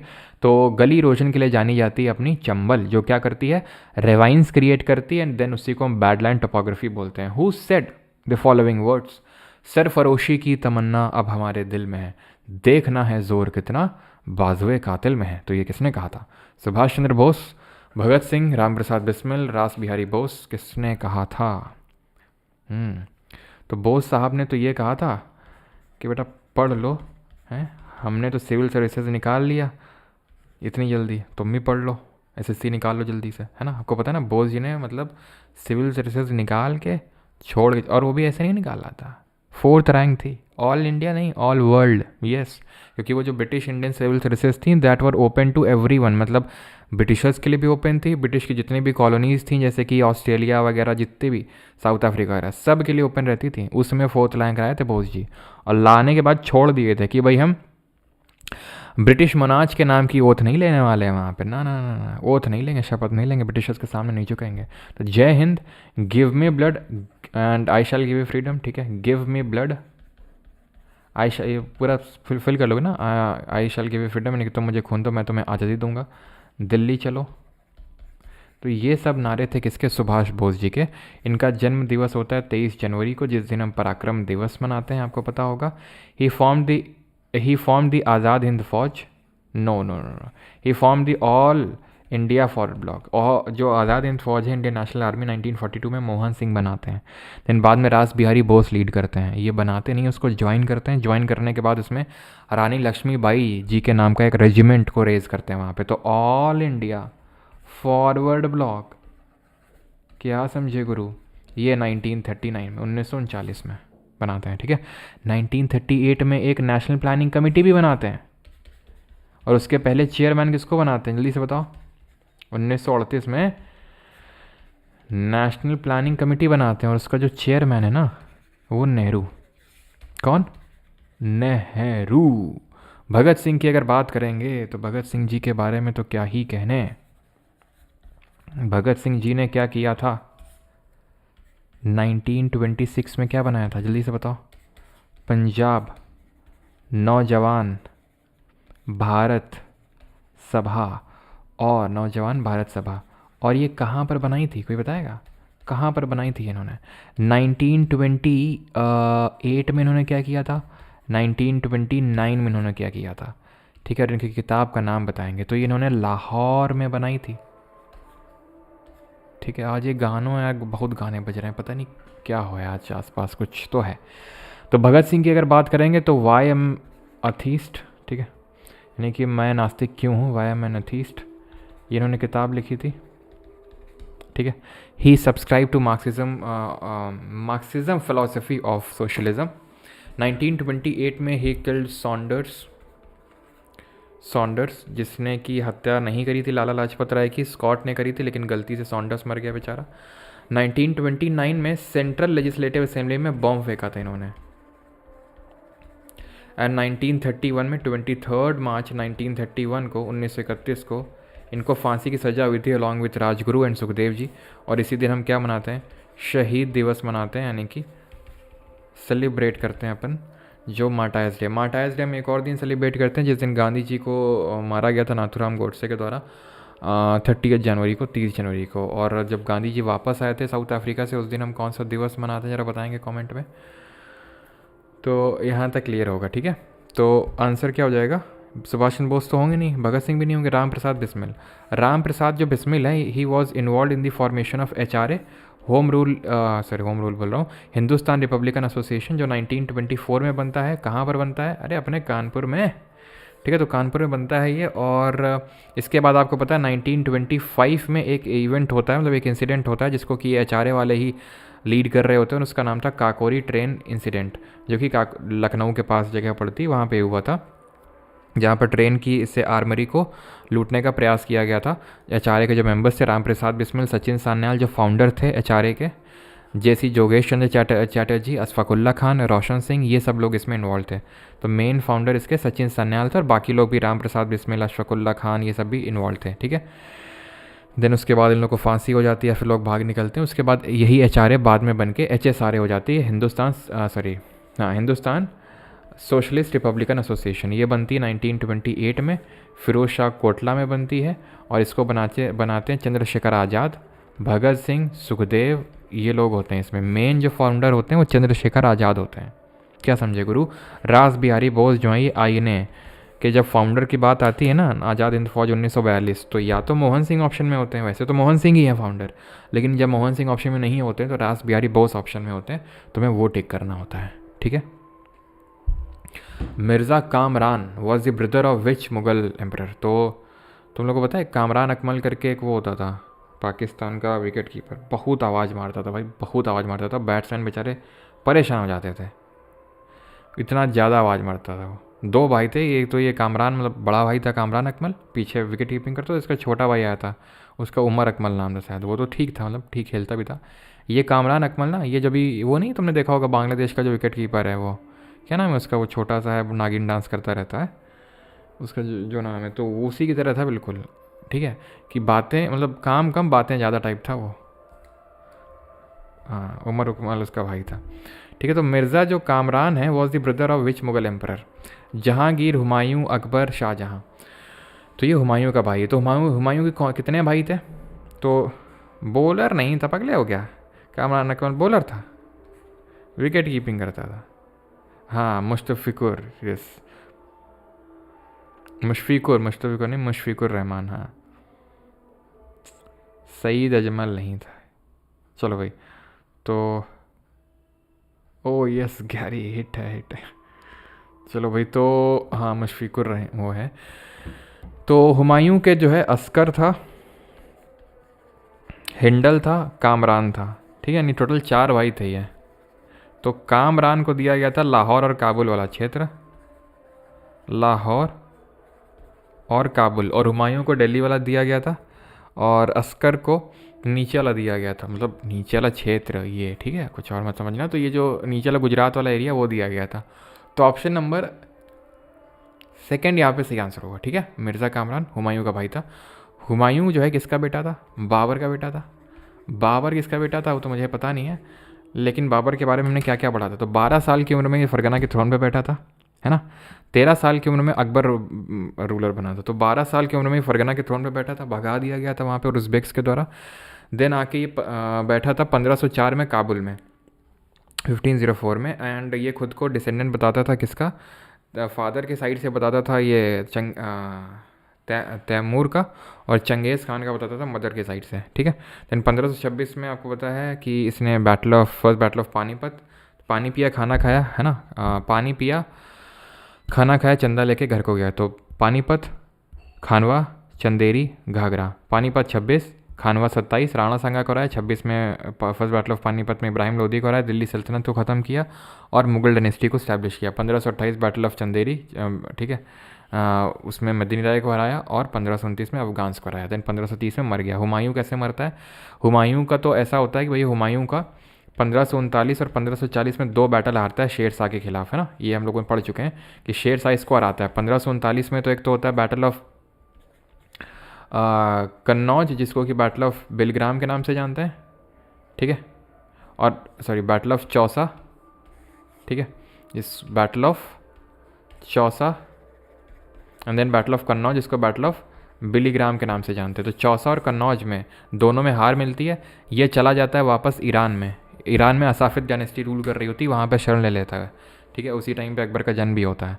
देन ये वापस आता है 1555 में, ठीक है, एक ही साल रूल करता है। 1556 में लाइब्रेरी से गिर के बेचारा मर जाता है। इसकी जो टूम्ब है वो दिल्ली में ही बनी हुई है। अभी एक स्टूडेंट गया था घूमने, तो बोल रहा था देखो सर हुमायूं की कब्र, हुमायूं की कब्र के दर्शन करवा रहे थे भाई साहब। तो हुमायूं नामा किसने लिखी थी? तो गुलबदन बेगम जो इनकी बहन थी उन्होंने लिखा था हुमायूं नामा, गुलबदन बेगम ने, ठीक, क्लियर। आगे बढ़े। The length of the beach volleyball court is, भाई बीच वॉलीबॉल के देखने के अलग ही मज़े आते हैं, देखा तुम लोगों ने, खैर। तो length of beach volleyball court 12 metre, 15 metre, 20 metre, फिर 16 मीटर। तो जो ये होता है ना बीच वॉलीबॉल, ये 16 मीटर की लेंथ होती है, और इसमें जो विड्थ होती है, पोलो से नहीं मरा था भैया, लाइब्रेरी की स्टेयर से गिरने से मरा था। पोलो से तो कुतुबुद्दीन ऐबक मरा था, ठीक है, मस्त है टू अच्छा। तो विड्थ जो होती है इसका कितना होता है, 8 मीटर, आधा होता है। और ये चीज़ ध्यान रखना कि इसमें वॉलीबॉल में कितने प्लेयर होते हैं, कितने प्लेयर होते हैं वॉलीबॉल में, तो वॉलीबॉल में यार 6 प्लेयर होते हैं, लेकिन इसमें सिर्फ 2 प्लेयर होते हैं, सिर्फ 2 प्लेयर होते हैं इसमें, ध्यान रखना। कैसे याद किया था हम लोगों ने ऐसे याद किया था कि भाई 5 बास्केट्स लाओ, ठीक है सारे, 5, इतना गरीब हूँ बीच नहीं देखा बेटा, बीच तो मैंने भी नहीं देखा है, असली वाला, नकली में ही देखा है फ़ोटो में, ठीक है। तो बास्केटबॉल, बास्केटबॉल कोई नहीं बेटा, साथ में चलेंगे, ठीक है। 6 होते हैं वॉलीबॉल में, बस प्लान्स तुम रेडी रखना। 7 होते हैं किसमें, तो 5 बास्केट लेके आए, उसमें 6 वॉली डाली, ठीक है। 7 दिन हम हैंड का यूज़ करते हैं कुछ ना कुछ काम करने के लिए, ठीक है, और नेट का भी यूज़ कर लेते हैं, है ना। और यानी हैंड बॉल और नेट बॉल में 7 और 9 होते हैं आपके बेस, तो आखिरी में हमें बेस मिल गया, ठीक है। एक कॉर्फ बॉल करके भी होता है जिसमें कि लड़के लड़की साथ में खेलते हैं, ठीक है, लड़के लड़की साथ में खेलते हैं उसमें, तो उसको बोलते हैं कॉर्फ बॉल करके एक होता है, एक बार क्वेश्चन पूछा गया था, तो उसमें होते हैं 8, ठीक है, कॉर्फ बॉल में होते हैं 8, ध्यान रखना, इसमें लड़के लड़की साथ में खेलते हैं। और बस ठीक है, तो इस तरह से 5 नंबर ऑफ प्लेयर बास्केटबॉल में, 6 वॉलीबॉल, 7 इसमें, 9 इसमें। लेकिन बीच वॉलीबॉल में 2 ही होते हैं, सिर्फ 2 एक टीम में होते हैं, ठीक है। वॉलीबॉल में होता है आपका एक एंटीना, ठीक है, वॉलीबॉल में होता है एंटीना, होता है एक एंटीना, ठीक है, जो इसके लिए रखा जाता है नेट के किनारों में कि भाई बॉल एकदम प्ले एरिया में ही है कि नहीं है। और एंटीना जो होता है वो किस कलर का होता है, red and white, red and white colour का होता है, ठीक है। और वॉलीबॉल से ही एसोसिएटेड है आपका एक टर्म, वो टर्म है, एक सेकेंड, उसको बोलते हैं libero. Libero is kind of a substitute player, तो ध्यान रखना लिबरो किससे एसोसिएटेड है, वॉलीबॉल से। Who is known as the father of geology, तो भूविज्ञान का जनक किसे कहा जाता है, Art Smith, Alfred Wegener, James Sutton या फिर जॉन बटलर, बताओ। John Butler, wow, Butler England वाला। कॉर्फ बॉल हमें खिलवाओ बेटा, खिलवाएंगे, सिलेक्शन लेके आओ, खिलवाएंगे तुम्हें korfball, red and white cigarette, ऐसे लेट करना तुम, है ना। तो जॉश बटलर कास होता है यहाँ पे ना। तो खैर, father of geology James Sutton को बोलते हैं। अल्फ्रेड वेगनर कौन थे, तो इन्होंने कॉन्टिनेंटल ड्रिफ्ट थ्योरी दी थी। कॉन्टिनेंटल ड्रिफ्ट थ्योरी देने वाले कौन थे, कौन थे, अल्फ्रेड वेगनर थे। इन्होंने, ध्यान रखना, एक किताब लिखी थी, क्या नाम था, origin of continents and oceans, continents and oceans, ये किताब उन्होंने लिखी थी 1915 में, ठीक है। ये थ्योरी तो उन्होंने दी थी, लेकिन अगर मैं तुमसे पूछ लूँ सी फ्लोर स्प्रेडिंग थ्योरी किसने दी थी, तो क्या आंसर कर पाओगे, बताओ जल्दी से। सी फ्लोर स्प्रेडिंग थ्योरी, तो ये तो अल्फ्रेड वेगनर ने दिया था, बताया था, क्या बताया था,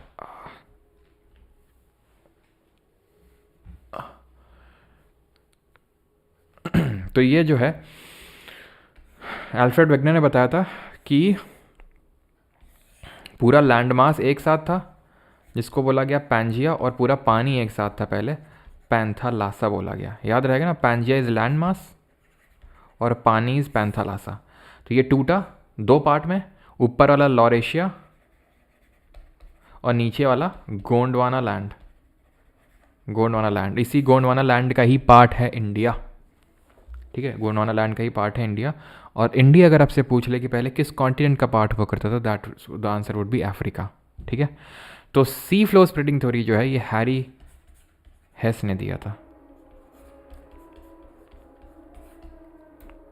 which of the following is not including the Panchnad, निम्नलिखित में से कौन सी नदी पंचनद में शामिल नहीं है, तो ब्यास, सतलज, रावी या फिर इंडस।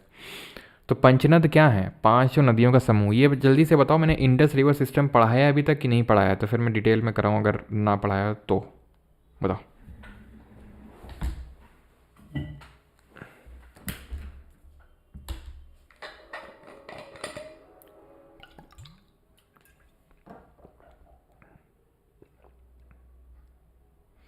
सर हिस्ट्री के क्वेश्चन करवा दो, ज्योग्राफी की जगह। पंजाब में 9 मार्च को पेपर है, किस चीज़ का पंजाब में पेपर है कृष्ण सिंह, किस चीज़ का पेपर है। नो सर जी, ये बताओ पढ़ाएं कि नहीं पढ़ाएं, नहीं पढ़ाएं अभी तक। नो नो नो, अच्छा नहीं पढ़ाया।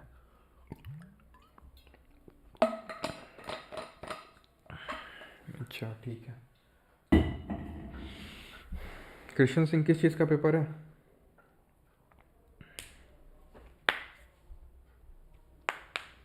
Sir, just checked. I qualified for steno skill test, but I don't know steno language. Also, this is the first time I qualified an exam. Do it, okay? तो इतने कम time में तो possible नहीं है ना। कृष्ण सिंह लेबर इंस्पेक्टर का है। अच्छा 9 मार्च को है। 9 मार्च तो आज कितना है 5, नहीं तो करवा देंगे, हिस्ट्री भी करवा देंगे, परसों हिस्ट्री हो जाएगा, फिर बोलो तो कल परसों करवा देंगे, कल 6 है। शेड्यूल हो गया था इस वजह से बोल रहे थे, तो 6 को कर लेते हैं ज्योग्राफी, फिर हिस्ट्री, देन पॉलिटी। ठीक, तो नॉट पंचन, तो देखो पूरा समझते हैं, ठीक है, समझते हैं ध्यान से, समझ लो बेटा ऐसे ध्यान से, ठीक है। तो होता क्या ना, यहाँ पे एक ग्लेशियर है, बहुत बड़ा सा ग्लेशियर है, ठीक है। तो यहीं से एक नदी निकलती है जिसका नाम है इंडस। इसका नाम क्या है? इसका नाम है, थोड़ा बड़ा अजीब टाइप नाम है, भोखार-चू ग्लेशियर, ठीक है। ठीक है, थोड़ा सा अजीब टाइप नाम है, लेकिन याद रखना भोखार-चू ग्लेशियर। जब ये रिवर यहाँ से निकलती है ना, तो इसका तिब्बत में नाम होता है सिंगी खम्बान। सिंगी खम्बान, खम्बान नहीं खम्बान, ठीक है। इसका मतलब होता है तिब्बत में, तिब्बतन लैंग्वेज में, लायंस माउथ, शेर का मुंह। देमचौक से इंडिया में एंटर करती है। ले जो है एकमात्र इंडियन सिटी है जो इसके बैंक्स पे लोकेटेड है। देन ये जो है चली जाती है पाकिस्तान में, ठीक। और पाकिस्तान की नेशनल रिवर है, राष्ट्रीय नदी है ना। कई सारी इसकी ट्रिब्यूटरीज हैं इंडस की। एक तो वो जो उसको ऊपर से ज्वाइन करती हैं, ऊपर से ज्वाइन करती हैं, तो वो उसकी राइट बैंक ट्रिब्यूटरी है, बिकॉज वो उसके राइट साइड, इसके मूवमेंट के हिसाब से देखें तो राइट साइड होगा उसका ऊपर। तो ये है श्योक रिवर, इसकी एक ट्रिब्यूटरी है श्योक की जिसको नुब्रा बोलते हैं। ये है गिलगिट रिवर, ठीक है। तो यहाँ पर 2 ही याद रखोगे तो काम चलेगा। नीचे कौन कौन सी हैं? तो नीचे है पंचनद। वैसे तो यहाँ एक छोटी सी रिवर जंस्कार भी है, लेकिन ठीक है छोड़ दो उसको, जंस्कार बस ध्यान रखना, बाकी तो याद करने की ज़रूरत नहीं है। नीचे हैं 5 नदियाँ, झेलम, चेनाब, ये है आपकी जो निकल के आ रही है रावी, ये वाली, देन ये वाली है ब्यास, एंड देन जो इंडस के नीचे से ही निकल के आ रही है लेक मानसरोवर से, कैलाश मानसरोवर से, उसका नाम है सतलज, ठीक है। तो सतलज आप देख लो कि सबसे लंबी ट्रिब्यूटरी होगी, लॉन्गेस्ट ट्रिब्यूटरी होगी इंडस की सहायक नदी। ये कहाँ से निकल रही है? तो ये राकस ताल से निकल रही है, राकस ताल या राक्षस ताल, राकस ताल, ठीक है, यहाँ से, या फिर राक्षस ताल, या फिर राक्षस लेक आ सकता है, तो वहाँ से निकलती है ये। देन अब यहाँ पर थोड़ा सा देखना, तो इन्हीं को ही हम 5 को कलेक्टिवली पंचनद बोलते हैं। झेलम, चेनाब, रवि, ब्यास, सतलज को कलेक्टिवली पंचनद बोलते हैं। ये पंचनद पूछता है मिलती कहाँ पे इंडस को, तो इंडस को मिठानकोट पाकिस्तान में मिलती है। ब्यास एकमात्र ट्रिब्यूटरी है इंडस की जो कि पाकिस्तान में नहीं जाती इन पंचनद में, ये हरिके नाम की जगह में सतलज को मिल जाती है। इनके ओरिजिन क्या है? तो झेलम जो निकलती है, ठीक है, यहाँ लिख दूँ, झेलम, चेनाब, रवि, ब्यास, सतलज, ठीक है। तो ये निकलती है झेलम आपका वेरीनाग से, कहाँ से निकल रही है? वेरीनाग से निकल रही है। चेनाब निकलती है बारालाचला, चेनाब चा और बारालाचला, ठीक है, तो बारालाचला पास। देन ये रावी और ब्यास जो है ना, दोनों ही रोहतांग से निकल रही हैं, रोहतांग दर्रे से। सतलज मैंने आपको बता दिया राकस ताल से, ठीक है, राकस लेक। इनका आपसे पूछता है कि नाम क्या है दूसरा जो वैदिक नेम है, तो झेलम का ध्यान रखना वितास्ता, ठीक है। वितास्ता के अलावा इसका एक और नाम है जो है व्यात, व्यात भी इसका नाम है। चेनाब का है अस्किनी। अच्छा, झेलम को ग्रीक लैंग्वेज में किस नाम से जानते हैं? And the hint for you is the battle between the Alexander and Porus. Rohtang, ये रवि, रवि को किस नाम से जानते हैं? पुरुषनी। ब्यास को बिपाशा, और सतलज को शुतुद्री। ग्रीक में इसको जानते हैं हिडास्पीस, हिडास्पीस, बैटल ऑफ हिडास्पीस हुआ था 326 BC, अलेक्जेंडर वर्सेस पोरस। तो not including the Panchnad, this with be your Indus. Indus की जो बाकी झेलम, चेनाब, रवि, ब्यास, सतलज है उनको पंचनद बोलते हैं। 2 रिवर के बीच का जो एरिया होता है उसको द्वाब बोलते हैं, जैसे कि इन दोनों के बीच में बनेगा छेच द्वाब, च से चेनाब, छ से झेलम, इन दोनों के बीच में रेचना द्वाब बनेगा, बड़ा आसान है याद करना, देख लो, र से रावी, च से चेनाब, ठीक है, बारी द्वाब, ब से ब्यास, रा से रावी, ठीक है, और बिष्ट द्वाब, ठीक है, बिष्ट मतलब बी से ब्यास और श से Sutlej. Is that clear? Clear है ये सब पूरा? इंडस और उसकी ट्रिब्यूटरीज, मोस्ट प्रॉब्ली यही क्वेश्चन बनते हैं। और बाकी वो इंडस रिवर ट्रिब्यूटरी से, सॉरी इंडस वाटर ट्रीटी से क्वेश्चन बन जाता है जो 1960 में हुई थी, 1960 में। इसमें ये बोला गया था, ये इसकी मध्यस्थता मीडिएटर वर्ल्ड बैंक था, इंडिया और पाकिस्तान के बीच में हुई थी, जिसमें ये डिसाइड हुआ था कि इंडस को भी अगर मैं इंक्लूड कर लूँ तो इन 3 नदियों का 80% पानी पाकिस्तान लेगा, 20% भारत, और इसका उल्टा हो जाएगा इनके रावी ब्यास सतलज के केस में, यानी 80% इंडिया, 20% पाकिस्तान। इसी में ही अभी हमने बनाया शाहपुर कंडी बैरेज, इसी में ही बनाया शाहपुर कंडी बैरेज। अभी बस बताया देता हूँ इन दो के डैम्स बता दूँ। झेलम में किशन ने बुलबुल को झेल दिया, ऐसे याद कर लो। तो किशन गंगा यानी धक्का दे दिया, झेल दिया का मतलब धक्का दे दिया, ठीक है। तो किशन गंगा और बुलबुल से हो जाएगा तुलबुल। तो ये दोनों आपको यहाँ देखने को मिलेंगे। एक और, तो बुलबुल बोली उड़ी, ठीक है, इस तरह से नहीं, उड़ी अम्मा इस तरह से। तो उड़ी, जो उड़ी डैम है, किशन गंगा, तुलबुल और उड़ी। चेनाब की अगर बात करेंगे तो चेनाब में याद करेंगे बगलीहार, दुलहस्ती और सलाल, ये 3 डैम याद रखेंगे। एंड चेनाब में ही वर्ल्ड का हाईएस्ट रेलवे ब्रिज ही बनाया गया, आपको पता है ना, Chenab bridge. Which of the following is not a natural fibre, इनमें से कौन सा एक प्राकृतिक रेशा नहीं है? लिनन नहीं है, रेयन नहीं है, जूट नहीं है, कॉटन नहीं है, बताओ जल्दी से। उड़ी बाबा क्यों नहीं, क्या भाई?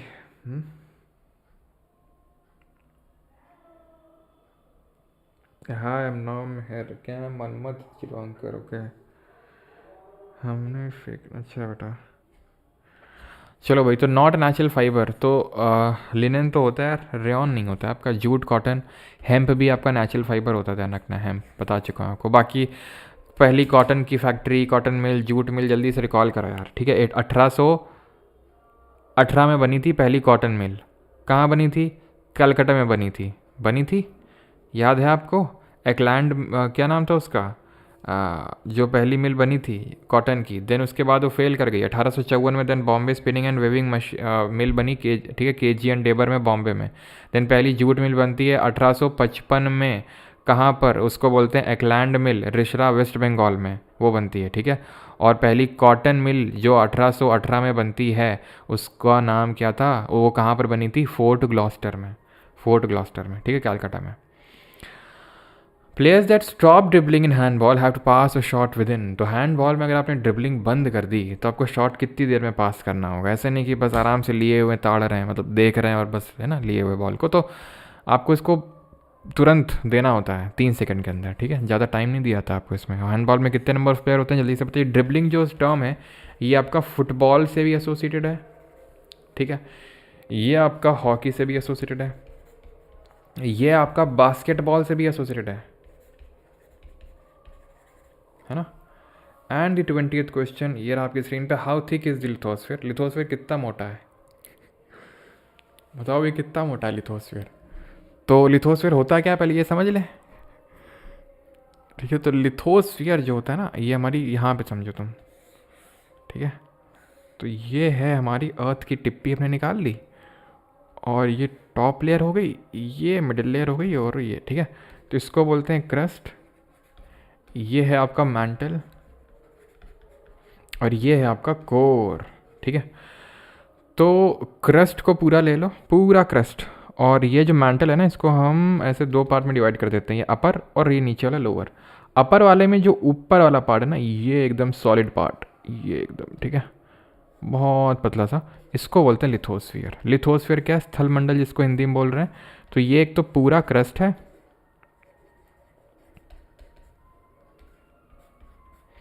प्लस अपर सॉलिड मैंटल, ठीक। अब इसी के नीचे ही भरा होता है मैग्मा। क्या भरा होता है? मैग्मा, जिसी को बाहर निकल आता है तो लावा बोलते हैं, और ये इसको बोलते हैं asthenosphere. And it is not a part of lithosphere, ध्यान रखना, ठीक है। It is not a part of lithosphere, तो इसको बोलते हैं एस्थेनोस्फीयर। एस्थेनोस का मतलब होता है वीक, सेमी मॉल्टन फॉर्म में होता है ना, इसलिए। एंड देन कोर को भी 2 पार्ट में डिवाइड करते हैं, ये होता है आउटर कोर, ये होता है इनर कोर। आउटर कोर जो होता है वो लिक्विड के फॉर्म में होता है, और जो इनर कोर होता है ये सॉलिड होता है, क्योंकि बहुत भयंकर प्रेशर लग रहा होता है यहाँ पे। क्रस्ट का जो फॉर्मेशन होता है, मतलब जो कॉम्पोजिशन होता है, उस तरह से ध्यान रखना। ओ सी आल, ऑक्सीजन सबसे ज़्यादा होती है, 46.6% ऑक्सीजन होती है, ध्यान रखना। ओ सी आल ऑक्सीजन होती है, then silicon, then aluminium. Crust sial का बना होता है, सिलिका और एल्यूमिनियम का। मैंटल बना होता है सीमा का, सिलिका और मैग्नीशियम का। और कोर बना होता है नीफे का, निकल और आयरन का। ये ध्यान रहेगा। डिसकॉन्टिन्यूटी के बारे में मैंने आपको पढ़ाया है कि नहीं पढ़ाया है, और क्रस्ट ये सब आई थिंक मैंने नहीं पढ़ाया। चलो ये देख लो अभी कि कहाँ लिख दें, यहाँ लिख दें।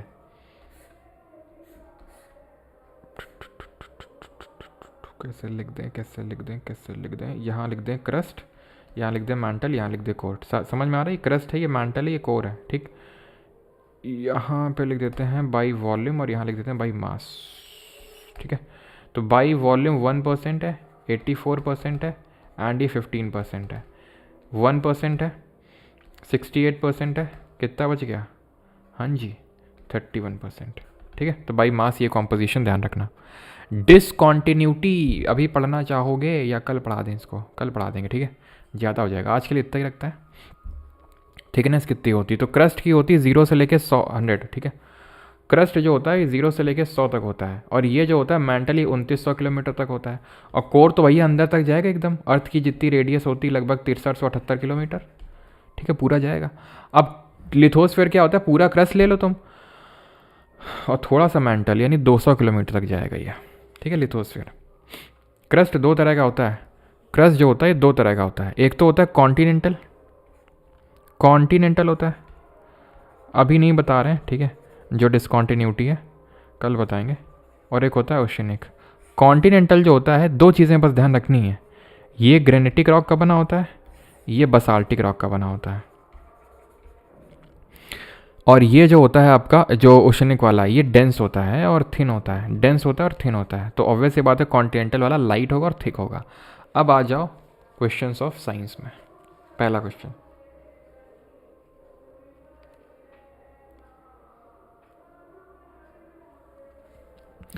when an object is kept at a distance of 20 centimeter in front of a concave mirror, a real image is formed at the center of the curvature of the mirror. Magnification produced by the mirror is। बहुत आसान question है, यकीन मानो, सच बता रहे हैं, बहुत आसान क्वेश्चन है। मतलब ये आपको लग रहा होगा न्यूमेरिकल बेस्ड क्वेश्चन है, लेकिन ये सिर्फ 5 सेकंड का क्वेश्चन है, सिर्फ 5 सेकंड का।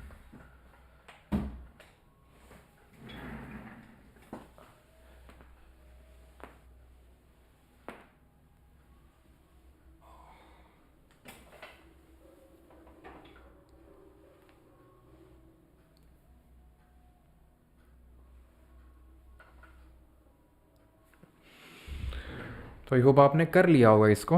अब कैसे करेंगे देखो,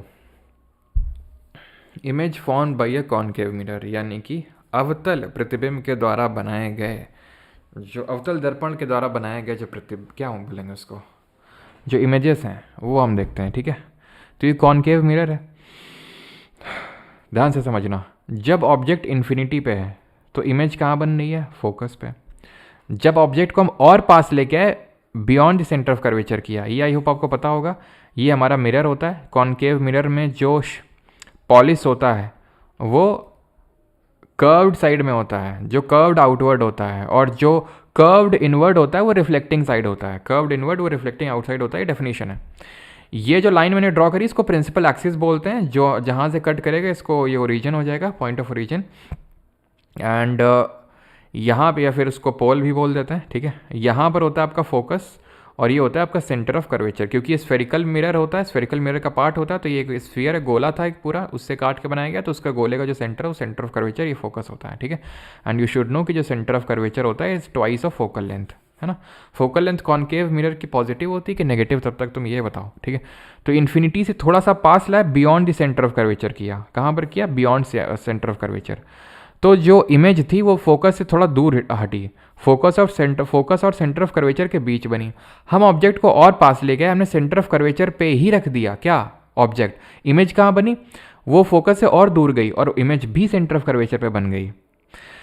देन हम ऑब्जेक्ट को और पास लेके गए, हमने सेंटर ऑफ कर्वेचर और फोकस के बीच में ऑब्जेक्ट को किया। अब इमेज और दूर चली गई, वो सेंटर ऑफ कर्वेचर के बियॉन्ड निकल गई। इमेज को हमने ऑब्जेक्ट को हमने और पास किया, फोकस पे रख दिया, तो इमेज इन्फिनिटी पे बनी। अब देखो, जब ऑब्जेक्ट इन्फिनिटी पे था तो जब ऑब्जेक्ट इन्फिनिटी पे था तो इमेज फोकस पे थी।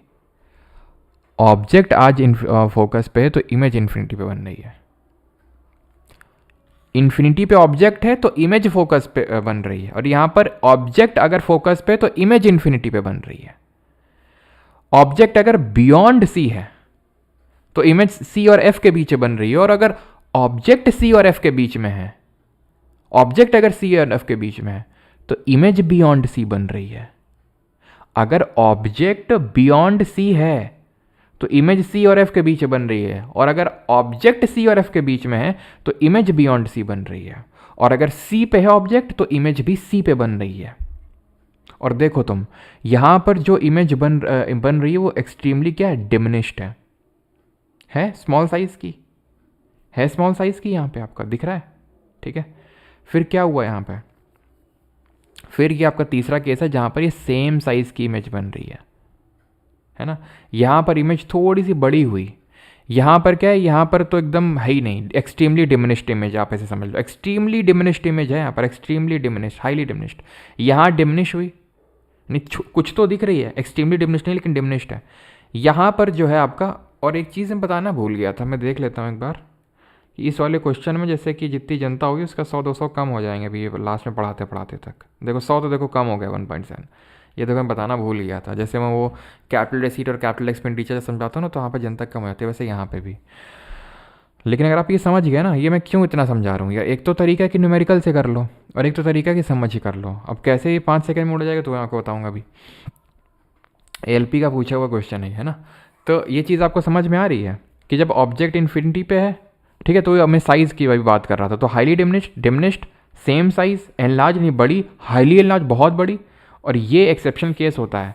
जितने भी ये पांचों केसेस थे, ठीक है, इनमें जो इमेज बनती है वो रियल और इन्वर्टेड होती है। इमेज जो रियल होती है, यानी कि रियल का मतलब होता है same side that of object, यानी जहाँ पर ऑब्जेक्ट है उसी साइड में इमेज बनती है तो उसको रियल इमेज बोलते हैं। और रियल इमेज हमेशा उल्टी होती है, ऑलवेज इन्वर्टेड होती है। सिर्फ एक ही केस होता है कॉनकेव मिरर के केस में, जहाँ पर इमेज रियल इन्वर्टेड ना बन के वर्चुअल और इरेक्ट बनती है। वर्चुअल यानी कि जो जहाँ ऑब्जेक्ट है उसके ऑपोजिट साइड में बनती है इमेज, और वर्चुअल हमेशा सीधी होती है, इसको इरेक्ट बोलते हैं हिंदी में।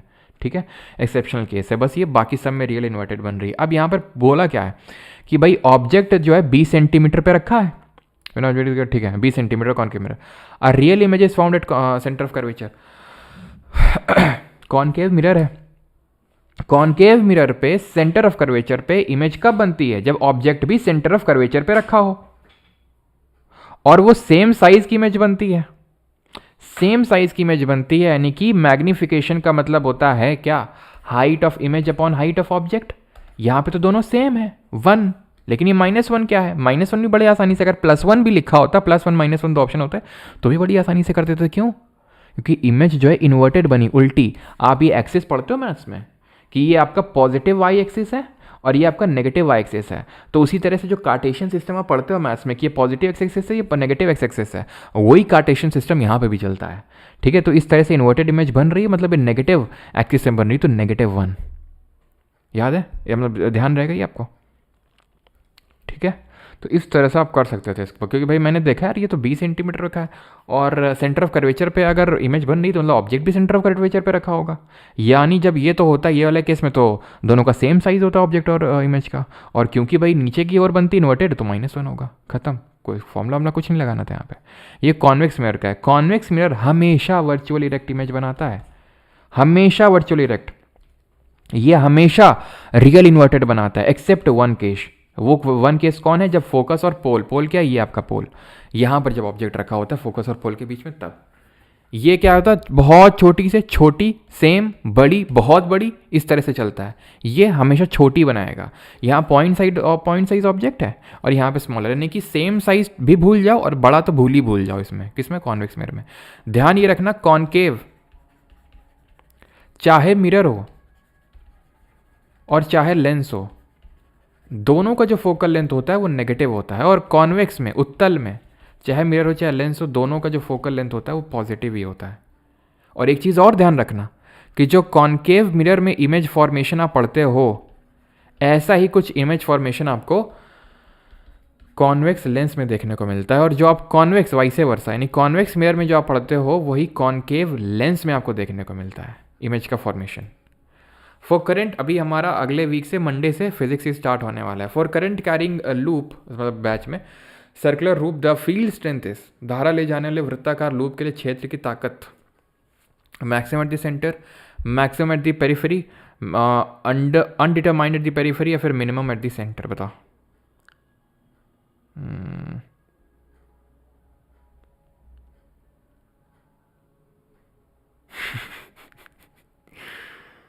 हाँ, convex is use in myopia, वो अभी मैं नहीं करवा रहा हूँ क्योंकि फिर इसमें ज़्यादा मतलब हैवी हो जाएगा, अभी यही काफ़ी लोगों को समझ नहीं आया होगा। तो देखो, जो फील्ड जो लूप होता है, लूप की वजह से इस तरह से सर्कुलर हमारी फील्ड बनती है, और वो मैक्सिमम होती है सेंटर पे, और ये ठीक है मैक्सिमम होती है सेंटर पे, ठीक है, सेंटर ऑप्शन नंबर ए। और वो डिपेंड कैसे करती है, तो फॉर एग्जांपल इससे मैं करंट बढ़ा दूँ बिकॉज करंट जा रहा ना इससे, तभी तो ये यार अब मुझे लिखवाने की ज़रूरत ना होनी चाहिए। किसने बताया था बताओ जल्दी से। Who gave the magnetic effect of electric current, कि अगर हम इलेक्ट्रिक करंट पास करवाते हैं कंडक्टर से तो उसकी मैग्नेटिक फील्ड जनरेट होती है। जल्दी से बताओ किसने दिया था और कब दिया था वो भी। तो अगर हम करंट का मैग्नीट्यूड बढ़ा देंगे तो आपका मैग्नेटिक फील्ड की जो स्ट्रेंथ है वो बढ़ जाएगी, और अगर हम रेडियस को इंक्रीज कर देंगे इसका पूरे लूप का, तो जो है मैग्नेटिक फील्ड स्ट्रेंथ घट जाएगी, which means it is inversely proportional. Is that clear? ठीक है। और 1827 में 1827 में जो है हर्न्स क्रिश्चियन ऑस्टेड ने क्या बताया था, मैग्नेटिक इफेक्ट ऑफ, सॉरी 1820 में, 1827 में तो वो ओम्स लॉ दिया था साइमन ओम्स ने, 1820 में हर्न्स क्रिश्चियन ऑस्टेड ने ये दिया था। क्लियर? अगले क्वेश्चन पे आते हैं 23rd, बहुत आसान सा है। The formula unit mass of CaCl2 is, तो कैल्शियम क्लोराइड का सूत्र इकाई द्रव्यमान क्या है बताओ। तो कैल्शियम क्लोराइड, तो कैल्शियम का एटॉमिक मास को किससे रिप्रेजेंट करते हैं, A से रिप्रेजेंट करते हैं। एटॉमिक नंबर को किससे रिप्रेजेंट करते हैं, Z से करते हैं। एटॉमिक नंबर ऑफ कैल्शियम 20 होता है, एटॉमिक मास 40। एटॉमिक मास से मतलब है अपने को। क्लोरीन का एटॉमिक नंबर कितना होता है, ठीक है, क्लोरीन की अगर बात करेंगे तो होता है इसका 17, और एटॉमिक मास होता है 35.5। क्यों 35.5 होता है, काहे से, जो क्लोरीन होता है उसके दो आइसोटोप एग्जिस्ट करते हैं, एक तो 17Cl35 और एक होता है 17Cl37। दोनों एग्जिस्ट करते हैं 3:1 के रेशियो में। ये रेशियो में एग्जिस्ट करने की वजह से अगर आप निकालेंगे क्या जो इसका मास वगैरह है, तो 35 into 3 plus 37 into 1 divide by 35 plus 37, तो 35.5 निकल के आएगा।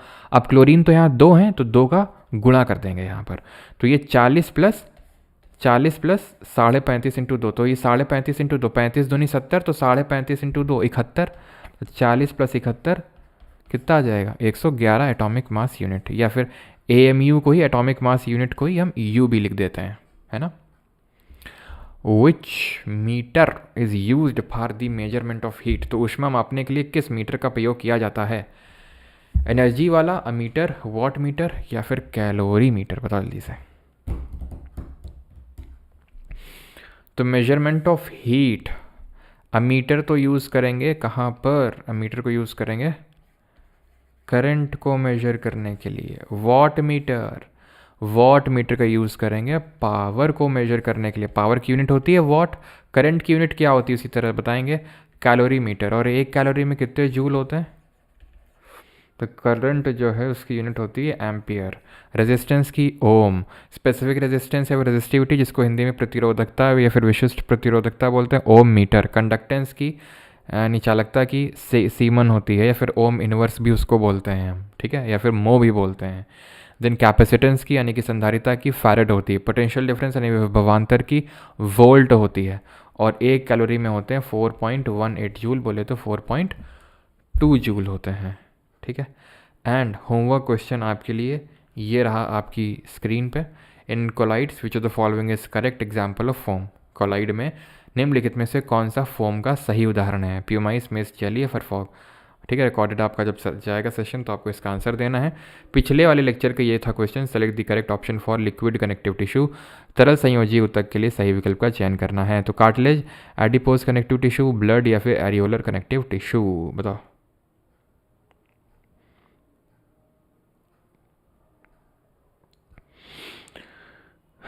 जल्दी से। तो कार्टिलेज क्या होता है? ये भी कनेक्टिव टिश्यू होता है। कनेक्टिव टिश्यू ऐसे दो तरह के होते हैं, एक होते हैं लूज, एक होते हैं डेंस। लूज कनेक्टिव टिश्यू में आते हैं आपके एरियोलर, एरियोलर आते हैं आपके, जो ये लिखे हुए हैं एरियोलर। एडिपोस आते हैं आपके। एरियोलर कहाँ पर होते हैं? एरियोलर होते हैं beneath the skin, beneath the skin होते हैं, बिटवीन दी ऑर्गन्स देखने को मिलेंगे। किस लिए? काम क्या होता है इनका? काम होता है कुशनिंग का। कुशनिंग का जैसे कि आपने देखा होगा जब सामान वामान आता है अमेज़ॉन फ्लिपकार्ट से, तो वो आता नहीं है, पन्नी होती है, पन्नी में बबल वाली पन्नी, जिसको फोड़ने में बड़ी मज़ा आती है। तो क्या करता है, उसका काम क्या होता है? उसका काम होता है ऐसे पूरा वो लेयर बना के रखता है कार्डबोर्ड और हमारे सामान के बीच में, सो दैट कि वो कुशनिंग कर सके। तो बस वही कुशनिंग का काम होता है बीनीथ द स्किन और between the organs, areolar. Adipose जो होते हैं, एडिपोसाइट, एडिपोसाइट ऐसे ओवल शेप के होते हैं, ऐसे ओवल शेप के सेल्स होते हैं, ये ध्यान रखना।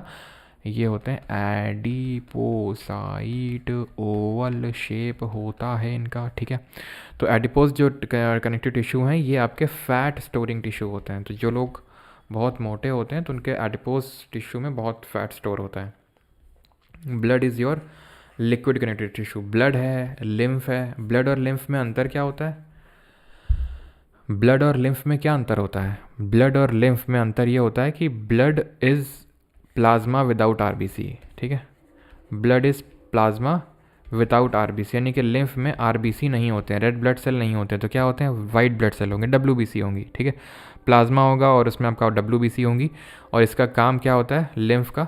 देखो, ब्लड का काम तो होता है कि भाई न्यूट्रिएंट सप्लाई करना,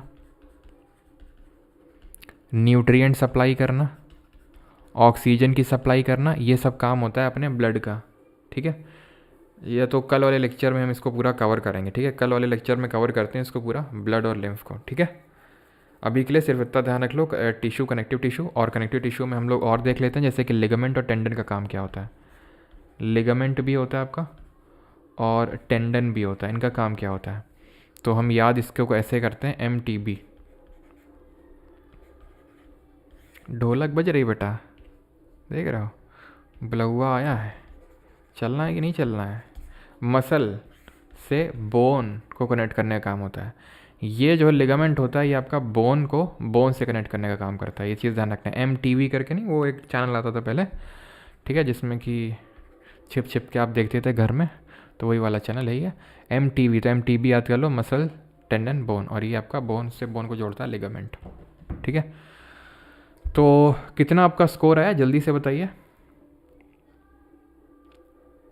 और जिन लोगों को भैया लेना है, मतलब हैंड रिटन नोट्स इसके रेलवे के लेक्चर के, तो वो ले सकते हैं परमार अकेडमी ऐप पे जाके।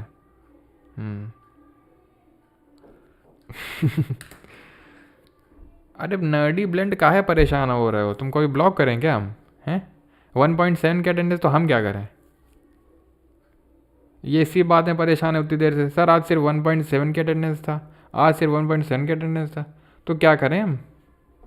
हैं एक और कम कर दें बताओ, ब्लॉक करके तुमको?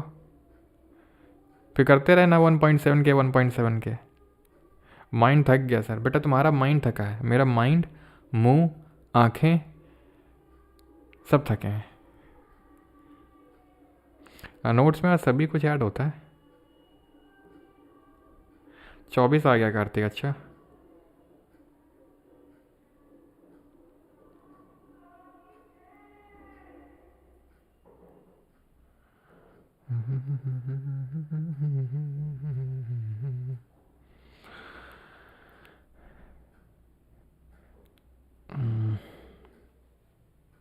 चलो थोड़ा फास्ट करवाइए, अगर फास्ट ही करवा रहे हैं।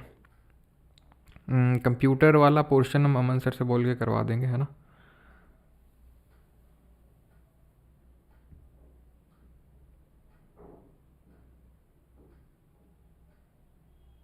चलो भाई, थैंक यू, धन्यवाद। और PDF मतलब इस PPT की आपको मिल जाएगी परमार SSC टेलीग्राम चैनल पे, और वहाँ से आप इसको ले सकते हैं। बाकी मिलते हैं कल, ठीक है।